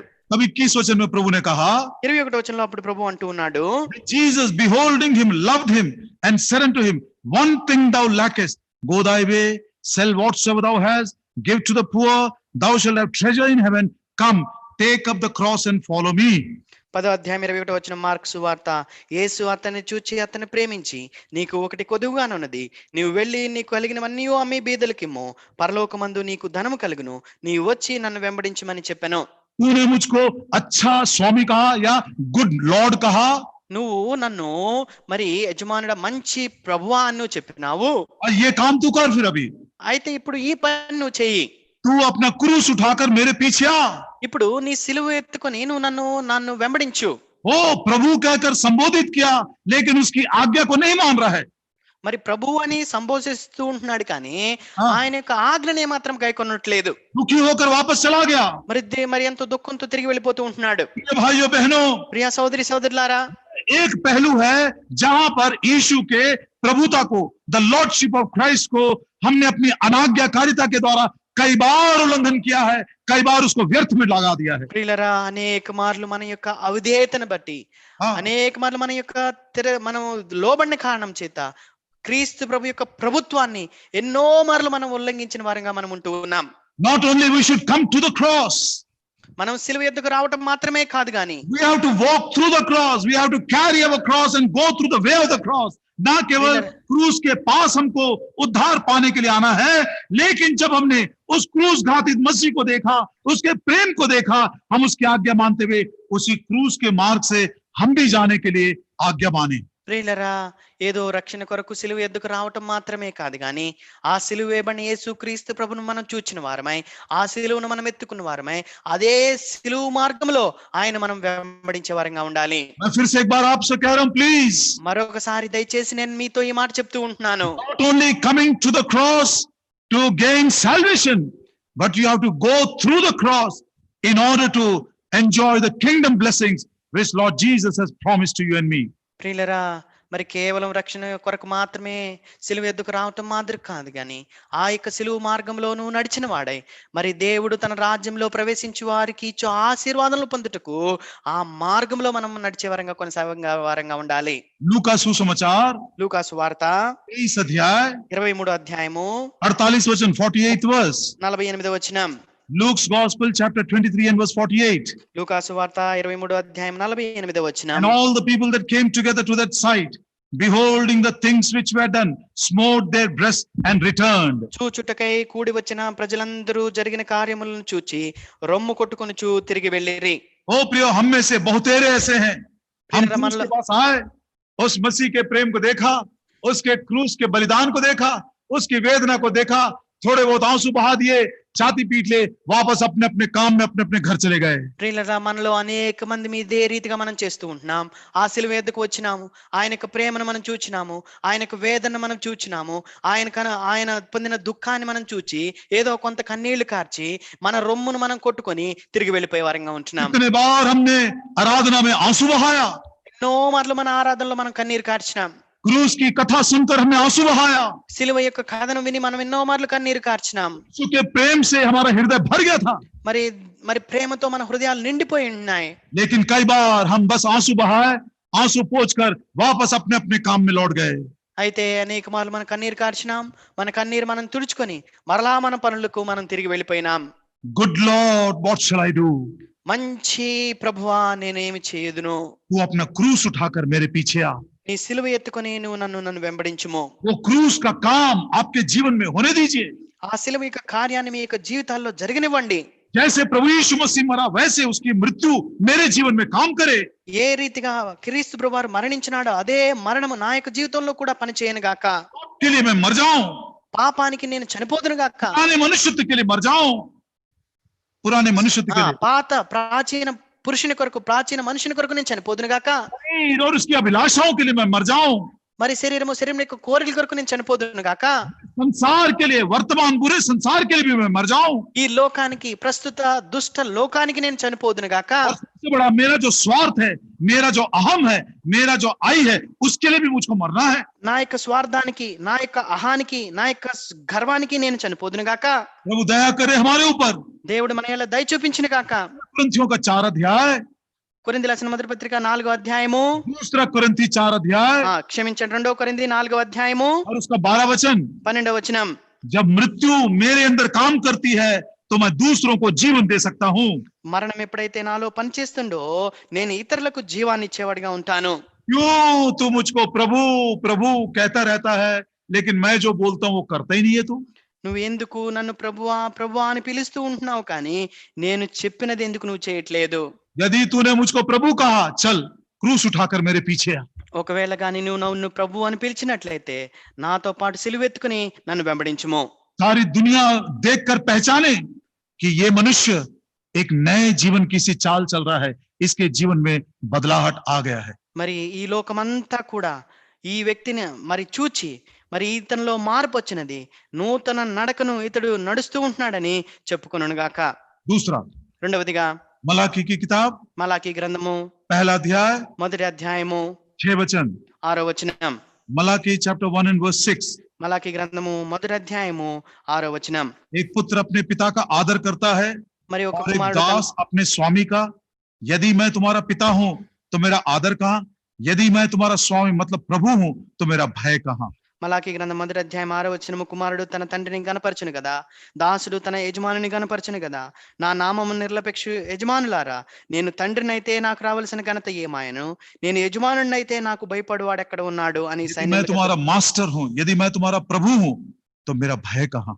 నేను యజమానుడినైనట్లయితే, నేను మీకు ప్రభువునైనట్లయితే నాకు భయపడువాడెక్కడా? यीशु यदि मेरे जीवन का प्रभु है, अवश्य मुझे उसका भय मानना है। యేసుక్రీస్తు ప్రభువారు నాకు ప్రభు అయినట్లయితే నేను ఖచ్చితంగా ఆయనకు భయపడాలి. ये भय जो है अलग अलग तरीके से समझ सकते हैं। ప్రియులారా, ఈ యొక్క భయాన్ని వేరు వేరు రీతిలో మనం అర్థం చేసుకోవచ్చు. एक वो भय है कि एक दिन मैं न्याय सिंहासन के सामने खड़ा हो जाऊंगा, मेरे अच्छे कामों का बुरे कामों का मुझको एक हिसाब देना पड़ेगा। ఒక భయం ఏంటంటే ఒకానొక దినాన ఆ న్యాయ సింహాసనం ఎదుట నేను నిలబడవలసి ఉంటుంది. నేను చేసిన మంచి పనులకు, నేను చేసిన చెడు పనులకు మరి దానికి నేను లెక్క చెప్పవలసి ఉంటుంది, దాని ప్రతిఫలం పొందవలసి ఉంటుందనే భయం. दूसरा कोरिन्थी 5 का 10। 2 కొరింథీ 5వ అధ్యాయం 10వ వచనం. क्योंकि हम सब के सब मसीह के न्याय सिंहासन के सामने खड़े होंगे, ताकि जो जो काम अपने शरीर में हमने किया था, चाहे वो बुरे हो चाहे वो अच्छे हो, उसका हिसाब हम दें।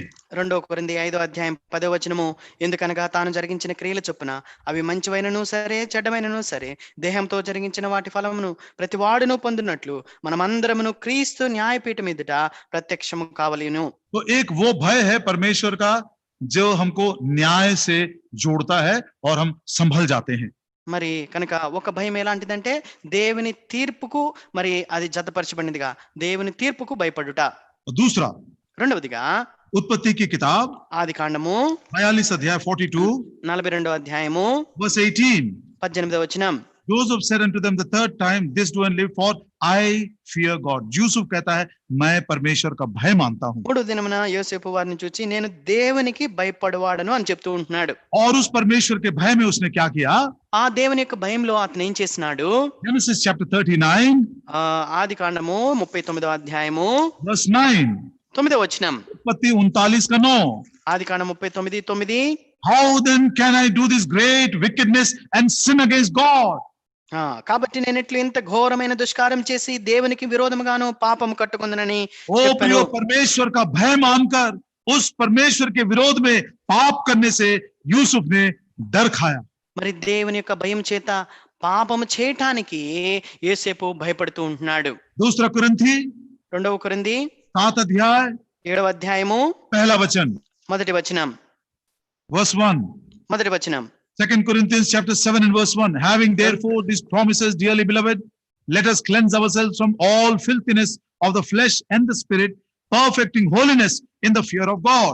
2 కొరింథీ 7వ అధ్యాయం మొదటి వచనము, ప్రియులారా మనకు ఈ వాగ్దానములు ఉన్నవి గనుక దేవుని భయముతో పరిశుద్ధతను సంపూర్తి చేసుకొనుచు శరీరమునకు ఆత్మనకు కలిగిన సమస్త కల్మషము నుండి మనలను పవిత్రులుగా చేసుకొందుము. ये बिना भय के पवित्रता को हम सिद्ध नहीं कर सकते। ప్రియులారా, భయం లేకుండా పరిశుద్ధతలో ఏ మాత్రము మనం సంపూర్ణము కాజాలము. इब्रानी 12:14 హెబ్రీయుల 12-14। Hebrews chapter 12 and verse 14। Uncle sentence మొత్తం పోయింది ఒకసారి. हाँ, इब्रानियों की पत्री 12 अध्याय 14 वचन में लिखा है, बिना पवित्रता के हम प्रभु को देख नहीं सकते। హెబ్రీయుల రాసిన పత్రిక 12వ అధ్యాయం 14వ వచనానుసారంగా పరిశుద్ధత లేకుండా ఎవడును ప్రభు చూడడు అని రాయబడి ఉంటున్నది. नहीं देख सकते, बस वो बात बिल्कुल क्लियर है। అక్కడ ఆ మాట ఎంతో స్పష్టంగా రాయబడి ఉంటుంది, ఆయన చూడలేరు. मेरे ख्याल से इसको समझाने के लिए दूसरा लाइन भी हमको नहीं चाहिए। ప్రియులరా, దీన్ని మరి అర్థం చేయటానికి, గ్రహింప చేయటానికి దీనికి ఇంకొక ఒక లైన్ అవసరమే లేదు. एक वो भय है जिसके कारण, न्याय का भय जिसके कारण हम संभल जाते हैं. మరి ఒక భయము ఎలాంటి భయం అంటే తీర్పును బట్టి మనకు భయపడే వారంగా ఉంటున్నాం. एक वो भय है जिसके कारण पाप ना करते हुए हम पवित्रता को सिद्ध करते हैं. ఇంకొక భయము ఎలాంటిదంటే దేవుని యెడల భయాన్ని బట్టి పాపము చేయకుండా పరిశుద్ధతను మనం సంపూర్తి చేసుకొనుట. एक और दर्जा देखिए, ఇంకొక మరి మెట్టును దర్జాను చూడండి. उत्पत्ति की किताब 22 अध्याय ఆదికాండం 22వ అధ్యాయము और उसका 12 वचन. 12వ वचనం. परमेश्वर ने इब्राहिम को देखकर कहा, अपना हाथ उस लड़के पर मत चला, अब मैं तो जान गया हूं तू मेरा भय मानता है. ఆదికాండం 22వ అధ్యాయం 12వ వచనం. అప్పుడు ఆయన, ఆ చిన్నవాని మీద చెయ్యి వేయకము, అతన్నేమీ చేయకము, నీకు ఒక్కడై ఉన్న నీ కుమారుని నాకు ఇయ్య, వెనుక దీయలేదు కనుక నీవు దేవునికి భయపడి వాడివని ఇందువల్ల నాకు కనబడుచున్నదనెను. लगभग 40 सालों के बाद परमेश्वर ने इब्राहिम के विषय में ये गवाही दिया, अब मैं जान गया हूं कि तू मेरा भय मानता है. దాదాపు 40 సంవత్సరాల తర్వాత దేవుడు అబ్రహాం విషయంలో ఈ సాక్ష్యం ఇస్తూ ఉంటున్నాడు. ఇప్పుడు నీవు నాకు భయపడివాడవని నేను నమ్ముచుంటున్నాను అంటున్నాడు. इब्राहिम ने क्या किया कि परमेश्वर ने उसके अंदर अपना भय को देखा. మరి దేవుడు తనలో ఆ భయాన్ని చూచున్నట్లు అబ్రహాం ఏం చేసి ఉంటున్నాడు? उसने अपने प्रेम का बलिदान कर दिया. అతడు తన ప్రేమను బలియాగంగా అర్పించి ఉంటున్నాడు. दूसरे वचन में हम पढ़ते हैं, 2వ వచనంలో మనం చదువుతాం, इब्राहिम जिससे तू बहुत प्रेम करता है वो इकलौते बेटे को मेरे लिए एक वेदी बनाकर होम बलि चढ़ा दे. ఆదికాండం 22వ అధ్యాయం 2వ వచనంలో, అప్పుడు నీకు ఒక్కడై ఉన్న నీ కుమారుణ్ణి అనగా నీవు ప్రేమించి ఇస్సాకును మరి నాకు దహన బలిగా అర్పించమని ప్రభు కోరినాడు. Oh beloved, this is the true fear of God. ప్రియులారా, నిజమైన దేవుని భయం అంటే ఇది. ये वो व्यक्ति है जो इब्राहिम अपने आत्मिक पिता के पदचिन्हों पर चलने वाला. మరి అబ్రహాము తన పితడైన అబ్రహాము యొక్క అడుగుజాడల్లో నడుచువాడు. उसने क्या किया? परमेश्वर के भय में अपने प्रेम को वेदी के ऊपर बलिदान कर दिया. దేవుని యెడల ఉన్న భయము చేత తన యొక్క ప్రేమను దహన బలిగా బలిపీఠం మీద అర్పించినాడు. मैं बार बार पूछ रहा हूं इस बात को, నేను మాటికి ఈ యొక్క విషయాన్ని అడుగుతూ ఉంటున్నాను. और क्या कमाना है, ఇంకా ఏమి సంపాదించాలి, और क्या बनाना है, ఇంకా ఏమి మనము కట్టుకోవాలి, और क्या मनोरंजन करना है, ఇంకా ఏ మనోరంజనాలను అనుభవించాలి, और कौन सी दुनिया हम देखना चाहते हैं, ఇంకా ఏ లోకాన్ని మనం చూడాలనుకుంటూ कौन ఉంటున్నాం, सी महत्वाकांक्षा एम्बिशंस पूरा करना चाहते हैं. ఇంకా మనకి ఎలాంటి కోరికలు ఆశలు ఉంటూ ఉంటున్నాయి. क्या वो समय नहीं आ गया कि हम अपना वेदी बनाकर अपने प्रेम को उस वेदी के ऊपर बलिदान कर दें? బలిపీఠాన్ని కట్టి మన యొక్క ప్రేమను ఆ బలిపీఠం మీద అర్పించవలసిన సమయం రాలేదా? ये प्रेम प्रभु यीशु मसीह ने प्रकट किया. ప్రియులారా, ఈ యొక్క ప్రేమను ప్రభువు యేసు క్రీస్తు వారు ప్రకటించినాడు. इब्रानी 5:7 में लिखा है कि वो खुद एक परमेश्वर का भय मानने वाला व्यक्ति था. హెబ్రీయులకు రాసిన పత్రిక 5వ అధ్యాయం 7వ వచనంలో స్వయంగా ఆయన దేవునికి భయపడువాడు అనే మాట రాయబడి ఉంటున్నది. ये दूसरी बात है. ఇది రెండవ సంగతి. तीसरी बात, మూడవ విషయం, मत्ती सुसमाचार మత్తయి సువార్త 7 अध्याय 7వ అధ్యాయము 21 वचन 21. 21వ వచనం. Matthew's Gospel chapter 7 and verse 21. మత్తయి సువార్త 7వ అధ్యాయం 21వ వచనం. हर कोई जो मुझे प्रभु प्रभु कहता है वो स्वर्ग के राज में प्रवेश नहीं करेगा, केवल वही जो मेरे स्वर्गीय पिता की इच्छा को पूरा करता है. మత్తయి సువార్త 7వ అధ్యాయము 21వ వచనము, ప్రభువా ప్రభువా అని నన్ను పిలుచు ప్రతివాడు పరలోక రాజ్యంలో ప్రవేశింపడు గాని పరలోకమందున నా తండ్రి చిత్తము ప్రకారం చేవాడే ప్రవేశించును. यदि हम उसको प्रभु संबोधित करते हैं, उसकी इच्छा को जरूर पूरा करना है. మనము గాని ఆయనను గాని ప్రభువు అని సంబోధిస్తూ ఉన్నట్లయితే, పిలుస్తూ ఉన్నట్లయితే ఖచ్చితంగా మనం ఆయన యొక్క చిత్తాన్ని నెరవేర్చవలసిన వారమై ఉంటున్నాం. दानियेल 8:4 के अनुसार हम अपने स्वयं की इच्छा पूरा करके बड़ा बन सकते हैं. దానియేలు గ్రంథము 8వ అధ్యాయము 4వ వచనం ప్రకారము మన యొక్క స్వచిత్తాన్ని మనం చేసి మనం గొప్పవారము ఘనులము కావచ్చు. కానీ पहला पत्रस 4:3 में हम पढ़ते हैं, अन्य जातियों की इच्छा को पूरा करते हुए हम संतुष्ट हो रहे थे, अब बस हो गया. మనము పేతురు 1 Peter 4:3. మొదటి పేతురు 4వ అధ్యాయం 3వ వచనంలో ఇప్పటి వరకు మన యొక్క చిత్తాన్ని మనం నేర్చుకుంటూ మనం చాలించిన జీవితం చాలు అని చెప్పబడుతున్నది. It is enough that we have rejoiced in the fulfilling the will of the Gentiles. మరి అన్ని జనుల యొక్క మరి చిత్తమును నెరవేర్చుటకు ఇక చాలు అని చెప్పబడుతూ ఉంటున్నది. अब हम प्रभु की इच्छा पूरा करेंगे. ఇప్పుడు ప్రభు యొక్క చిత్తాన్ని నెరవేర్చుదుము గాక. प्रभु यीशु मसीह को कैसे मालूम पड़ा? ప్రభు యేసుక్రీస్తు వారు ఏ రీతిగా कलवरी తెలియబడింది? क्रूस के काम को जब हम देखते हैं, కలవరి శిలువ కార్యాన్ని మనం చూచినప్పుడు కాదు. वो प्रभु की इच्छा के अनुसार किया हुआ काम है। అది దేవుని చిత్త ప్రకారం చేయబడిన కార్యమై ఉంటున్నది. इब्रानियों की पत्री హెబ్రీయులకు రాసిన పత్రిక 10 अध्याय 10వ అధ్యాయము 7 वचन, 7వ వచనం. एक ग्रंथ में मेरे विषय में लिखा हुआ है, मैं तेरी इच्छा पूरी करने के लिए हे परमेश्वर आया हूं। హెబ్రీయులకు రాసిన పత్రిక 10వ అధ్యాయం 7వ వచనము. అప్పుడు నేను గ్రంథపు చుట్టలో నన్ను గూర్చి వ్రాయబడిన ప్రకారము దేవా నీ చిత్తము నెరవేర్చుటకు ఇదిగో నేను వచ్చి ఉన్నానంటిని. वचन पढ़कर प्रभु यीशु मसीह को परमेश्वर की इच्छा मालूम पड़ी, उसके लिए क्या है? మరి దేవుని వాక్యాన్ని చదువుడు ద్వారా మరి తన విషయంలో దేవుని యొక్క చిత్తం ఏమిటో ప్రభువైన యేసుక్రీస్తు వారు తెలుసుకుని ఉంటున్నాడు. फिर से एक बार इस बात को कह रहा हूं, మరొకసారి నేను ఈ మాట మీతో చెప్తూ ఉంటున్నాను. 99% हम बाइबल इसलिए पढ़ते हैं ताकि हम बहुत जानकारी इकट्ठा कर सके। 99% మంది మనం బైబిల్ ఎందుకు చదువుతామంటే దాని ద్వారా ఎక్కువ సమాచారాన్ని మనం పొందాలని. हम जैसे प्रचारकों को प्रभु अपनी बड़ी दया में क्षमा करके हमारे मन को बदल दे। మరి మాలాంటి ప్రచారకులకు విషయంలో దేవుడు ఎంతో దయ చూపించి ఈ యొక్క మరి భయంకరమైన శోధన నుంచి తప్పించును గాక. प्रभु यीशु मसीह वचन क्यों पढ़ता था? ప్రభువైన యేసుక్రీస్తు వారు వాక్యాన్ని ఎందుకు చదువుతూ ఉండేవాడు? बचपन में क्यों वो डॉक्टरों के साथ, स्कॉलर के साथ बैठता था? మరి చిన్నతనంలోనే ఎందుకు ఆయన శాస్త్రులతో జ్ఞానులతో ఆయన కూర్చుండేవాడు? क्या वचन का ज्ञान सीखने के लिए? మరి జ్ఞానాన్ని నేర్చుకోవడానికా? नहीं, बिल्कुल नहीं। ఏ మాత్రం కాదండి. देख, मेरे बारे में ऐसा लिखा हुआ है। నా విషయమై గ్రంథంలో ఈ రీతిగా రాబడి ఉన్నదే और అంటున్నాడు. जब गत्सेमनी के बाग में वो लोग पकड़ने के लिए आए थे, మరి ఆ గెత్సేమనే తోటలో ఆయన్ని పట్టుకోవడానికి వచ్చినప్పుడు मत्ती सुसमाचार మత్తయి సువార్త 26 अध्याय 26వ అధ్యాయము उसका वर्स 54 54 वचन, 54వ వచనం. but how shall the scriptures be fulfilled that thus it must be? क्या बेहतरीन ये वचन है। ఈ రీతిగా జరగకపోతే లేఖనం ఏ రీతిగా నెరవేరును అనే వాక్యం ఎంత ఉత్తమమైన వాక్యమై ఉంటున్నది. पवित्र शास्त्र ऐसा यदि नहीं हुआ मेरे बारे में, तो पवित्र शास्त्र पूरा कैसे होगा? మరి ఈ రీతిగా మరి నా విషయంలో జరగకపోతే లేఖనం ఎలాగు నెరవేరునని అంటూ ఉంటున్నాడు. वो कहते हैं प्रभु की इच्छा को पूरा करना। మరి దేవుని యొక్క చిత్తాన్ని నెరవేర్చుట.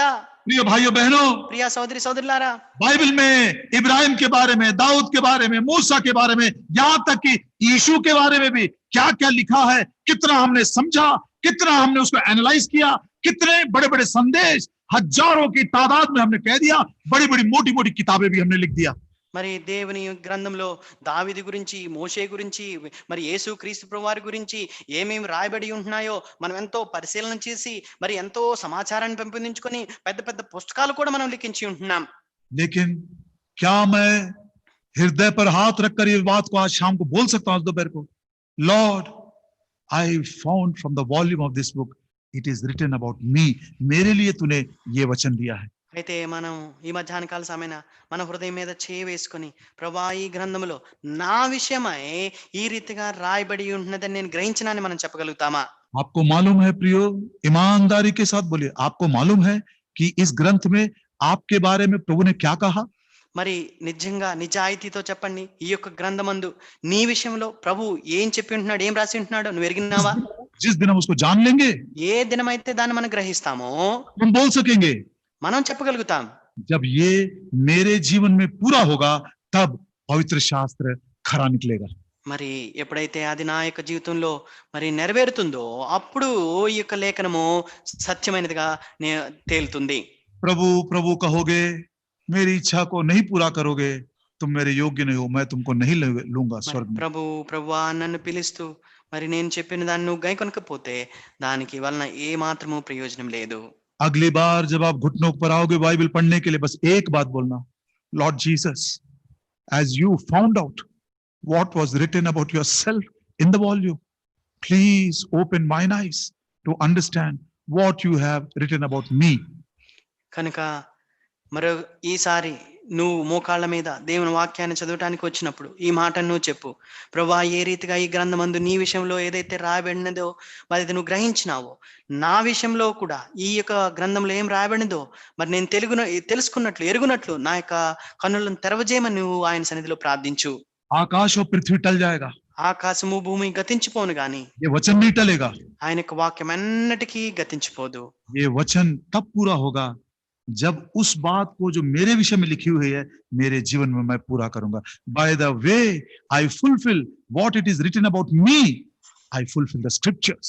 కనుక నా విషయమై ఈ గ్రంథంలో ఏమైతే రాయబడి ఉన్నదో నేను నెరవేర్చినప్పుడు ఇప్పుడు అది నెరవేర్చబడేదిగా ఉంటున్నది. Last of all, చివరిగా यूहन्ना सुसमाचार యోహాను సువార్త 13 अध्याय 13వ అధ్యాయము 13 वचन. 13వ వచనం. You call me master and lord. You say well, for so I am. तुम मुझको स्वामी कहते हो, तुम मुझको प्रभु कहते हो. बिल्कुल सही है, क्योंकि मैं हूं, मैं तुम्हारा प्रभु हूं. యోహాను సువార్త 13వ అధ్యాయం 13వ వచనము. బోధకుడనియు ప్రభు అనియు మీరు నన్ను పిలుచుచున్నారు, నేను బోధకుడును ప్రభువును కనుక మీరిట్లు పిలుచుట న్యాయమే. Yes, मैं तुम्हारा प्रभु हूं. నేను మీ ప్రభువును. यदि 14 वचन, यदि मैं तुम्हारा प्रभु और स्वामी होकर तुम्हारे पांव को धोया, चलो एक दूसरे के पांव को तुम भी धो. మరి కాబట్టి 14వ వచనం, కాబట్టి ప్రభువును బోధకుడైన నేను మీ పాదములను కడిగిన ఎడల మీరును ఒకరి పాదములో ఒకరు కడగవలసినదే. Verse 15, 15వ వచనం, मैं प्रभु होकर नम्रता का, दास का एक उदाहरण तुमको दिया हूं. నేను ప్రభువునై ఉండి కూడా దీనుణ్ణై దాసుని యొక్క మాదిరిని నేను మీకు కనపరిచినాను. मैं इसको कभी और समझाऊंगा. నేను దీనికి మరొక మారు మీకు తెలియపరుస్తాను, కానీ घमंड मत करिए. ఏమాత్రం గర్వించవద్దు. प्रभु, जिसको हमने मुंह से प्रभु कहकर उससे उद्धार पाया, वो प्रभु ने हमारे लिए नम्रता का एक बहुत ही बेहतरीन उदाहरण छोड़कर गए हैं. మరి ఏ ప్రభువునైతే మనము ప్రభువు అని పిలుస్తూ ఉంటున్నామో, మరి దీనత్వం గురించిన గొప్ప మాదిరిని ఆయన కనపరిచి వెళ్ళి ఉంటున్నాడు. Proverbs 29, సామెతల గ్రంథం 29వ అధ్యాయం. ये लास्ट वर्स है. ఇది చివరి వాక్య భాగము. Verse 23, 23వ వచనం. Proverbs 29, సామెతల గ్రంథం 29వ అధ్యాయము उसका 23 वचन. 23వ వచనం. A man's pride shall bring him low, but honor shall uphold the humble in the spirit. ఎవని గర్వము వాణ్ణి తగ్గించును, వినయ మనస్కుడు ఘనత నొందును. मैं इसको हिंदी में भी पढ़ लेता हूं. मनुष्य को गर्व के कारण नीचे देखना पड़ता है, परंतु नम्र आत्मा वाला महिमा का अधिकारी हो जाएगा. How true it is. घमंडी लोगों को जब प्रभु यीशु मसीह आएंगे, इस रीति से वो उनको नीचे गिराएगा जैसे लूसीफर को घमंड के कारण गिरा दिया था. ప్రభువైన యేసుక్రీస్తు వారు వచ్చినప్పుడు మరి గర్విష్ఠులను ఏ రీతిగా పడదొరుస్తాడంటే, ఏ రీతిగా దేవుడు లూసిఫర్ను ఆకాశం నుంచి మరి పరలోకం కిందకి తురస్తున్నాడు, ఆ రీతిగా పడదొరుస్తాడు. और नम्र लोगों को इस रीति से आत्मा वालों को उठाएगा, ताकि प्रभु के साथ मध्य आकाश में मिले और सदा सर्वदा उसके साथ चले जाएं. దీనులను, దీన మనసు గల వారిను ఆయన ఏ రీతిగా ఆయన పైకెత్తాడంటే, ఆ రీతిగా వారిని పైకెత్తి మధ్య ఆకాశానికి తీసుకెళ్ళి సదాకాలం ఆయనతో ఉండటానికి ఆయన కొనిపోవాడిగా ఉంటాడు.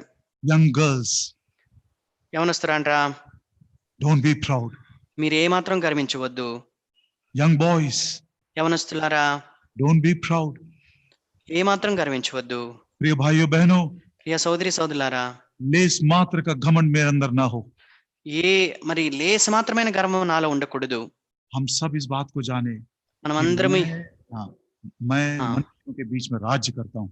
కనుక మానవుల మధ్యన నేను రాజ్యం చేస్తున్నాను అనే విషయాన్ని మనం అందరం గ్రహించుదుము గాక. When we realize the lordship of Jesus Christ in our own lives, we will be ready to enjoy the kingdom blessings when he will come. ఎప్పుడైతే మన యొక్క జీవితాల్లో ఆయన యొక్క ప్రభుత్వాన్ని మనం గుర్తెరుగుతామో, ఆయన యొక్క రాజ్యం యొక్క ఆశీర్వాదాలు పొందుకోవటానికి మనము సిద్ధపడి మరి పైకెత్తబడే వారంగా ఉంటాం. जिसको चाहे मैं उसको दूंगा. ఎవరికి కావాలంటే, నా మనసుకు ఎవరైతే ఇష్టమో నేను వారికి ఇస్తాను. कौन है वे लोग? వారెవరు? Luke 6:46, లూకా 6:66, जो उसकी आज्ञाओं को मानकर क्रूस उठाकर चलते हैं. ఎవరైతే ఆయన యొక్క ఆజ్ఞలను గైకొని తమ సిలువనెత్తుకుని నడిచేవారుగా ఉంటారో. मलाकी 1:6 के अनुसार మలాకి 1:6 ప్రకారము प्रभु के भय में पवित्रता को सिद्ध करते हैं. దేవుని యొక్క భయంలో ఎవరైతే తమ పరిశుద్ధతను సంపూర్తి చేసుకుంటారో. मत्ती 7:21 में మత్తయి సువార్త 7:21 వచనంలో वो जानते हैं कि इस ग्रंथ में मेरे बारे में क्या लिखा हुआ है, और उसी को पूरा भी करते हैं. మరి ఈ గ్రంథమందు నా విషయమై మరి ఏం రాయబడినదో ఎరిగి దాన్ని పూర్తి చేసేవారు. यूहन्ना 13:13 के अनुसार యోహాను సువార్త 13:13 వచనానుసారంగా बड़े नम्र लोग हैं. వారెంతో దీనులైన వారు. वो पांव धोना जानते हैं. వారు కాళ్ళు కడగడం కూడా ఎరిగిన వారు. ना केवल वो क्षमा पाते हैं, लेकिन दूसरों को क्षमा करते भी हैं.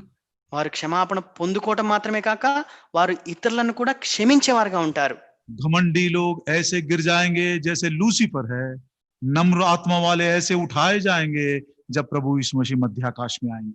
కనుక మరి గర్విష్ఠులైన వారు ఏ రీతిగా లూసిఫర్ ఆకాశం కిందకు పడద్రోయబడినాడో ఆ రీతిగా కింద పడద్రోయబడతారు. ఎవరైతే దీన మనసు కలిగిన వారు ఉంటున్నారో ప్రభువైన యేసుక్రీస్తు వారు మధ్య ఆకాశంలోకి వచ్చినప్పుడు వారు పైకి ఎత్తబడే వారిగా ఉంటారు. कितने भी गरीब हों, మీరెంత బీదవారైనా, कितने भी अनपढ़ हों, మీరెంత చదువుకోని వారైనా, दुनिया आपको न भी पहचाने, ఈ లోకం మిమ్మల్ని గుర్తించకపోయినాను, यदि आप आज्ञा मानते हैं, మీరు గాని ఆయనకు ఆజ్ఞలను గైకొన్నట్లయితే, पवित्रता को सिद्ध कर रहे हैं, మరి పవిత్రతను సంపూర్తి చేసుకున్నట్లయితే, इच्छा को पूरा करते हैं, ఆయన యొక్క చిత్తాన్ని మీరు నెరవేరుస్తూ ఉన్నట్లయితే, नम्र आत्मा वाले हैं, దీన మనసు కలిగిన వారైనట్లయితే आप उसके राज्य में सिंहासन पर बैठेंगे. ఆయన రాజ్యంలో మీరు సింహాసనం మీద కూర్చుంటారు. प्रार्थना करें. ప్రార్థన చేసుకుంటాం.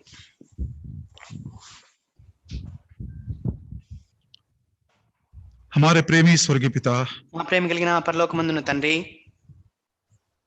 आप हमारे लिए इतना कुछ सोचते हैं प्रभु जी, इसके विषय में हमको 1% भी ठीक से नहीं मालूम. ప్రభా మా విషయమై మీరు ఎంతగా ఆలోచిస్తారంటే దాని గురించి మా 1% కూడా ఎరగకుండా ఉంటున్నాం. आज हमने ये सीखा, నేటి దినాన మేము ఇది నేర్చుకున్నాం. आप हमको ताड़ना इसलिए देते हैं प्रभु जी, नाश करने के लिए नहीं, सुधारने के लिए. ప్రభా మమ్మల్ని మరి నశింప చేయడానికి శిక్షించరు గాని మమ్మల్ని సరిదిద్దటి కొరకై మీరు శిక్షించేవారని నేర్చుకుని ఉంటున్నాం. वो ताड़ना कितना भी कठोर हो, ఆ యొక్క यदि శిక్ష उससे मैं पाप करने से बच जाता हूं, तो मैं बड़े आनंद के साथ मेरे प्रेमी पिता की ताड़ना समझकर उसको मैं सह लूंगा. మరి ఆ శిక్ష ఎంత కఠినమైనప్పటికీ కూడా అది నన్ను పాపం నుంచి విడుదల చేసేదన్నట్లయితే అది నా తండ్రి యొద్ద నుంచి వచ్చిన శిక్షని నేను ఎంతో ఆనందంతో దాన్ని అంగీకరించుదును గాక. आपके प्रभु पद के नीचे जीने के लिए हमारी मदद करिए. నీ యొక్క ప్రభుత్వం కింద జీవించడానికి మాకు సహాయం చేయము. उस राज्य की आशीष को देने की प्रतिज्ञा पिता ने भी की है, पुत्र ने भी की है. మరి ఆ రాజ్యం యొక్క ఆశీర్వాదములు పొందుకునే వాగ్దానాన్ని మరి తండ్రి ఇచ్చినాడు, కుమారుడు కూడా అనుగ్రహించినాడు.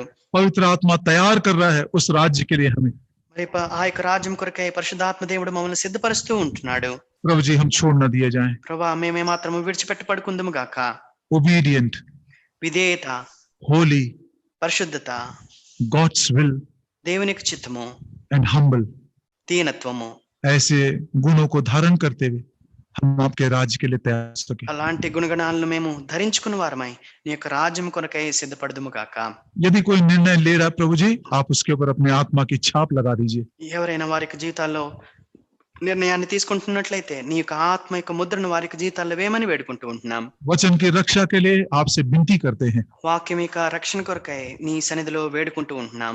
प्रभु यीशु मसीह के नाम में सुने और ग्रहण करें. ప్రభువైన యేసుక్రీస్తు వారి నామములో ప్రార్థించి వేడుకుంటున్నాం తండ్రి. ఆమేన్. आमीन.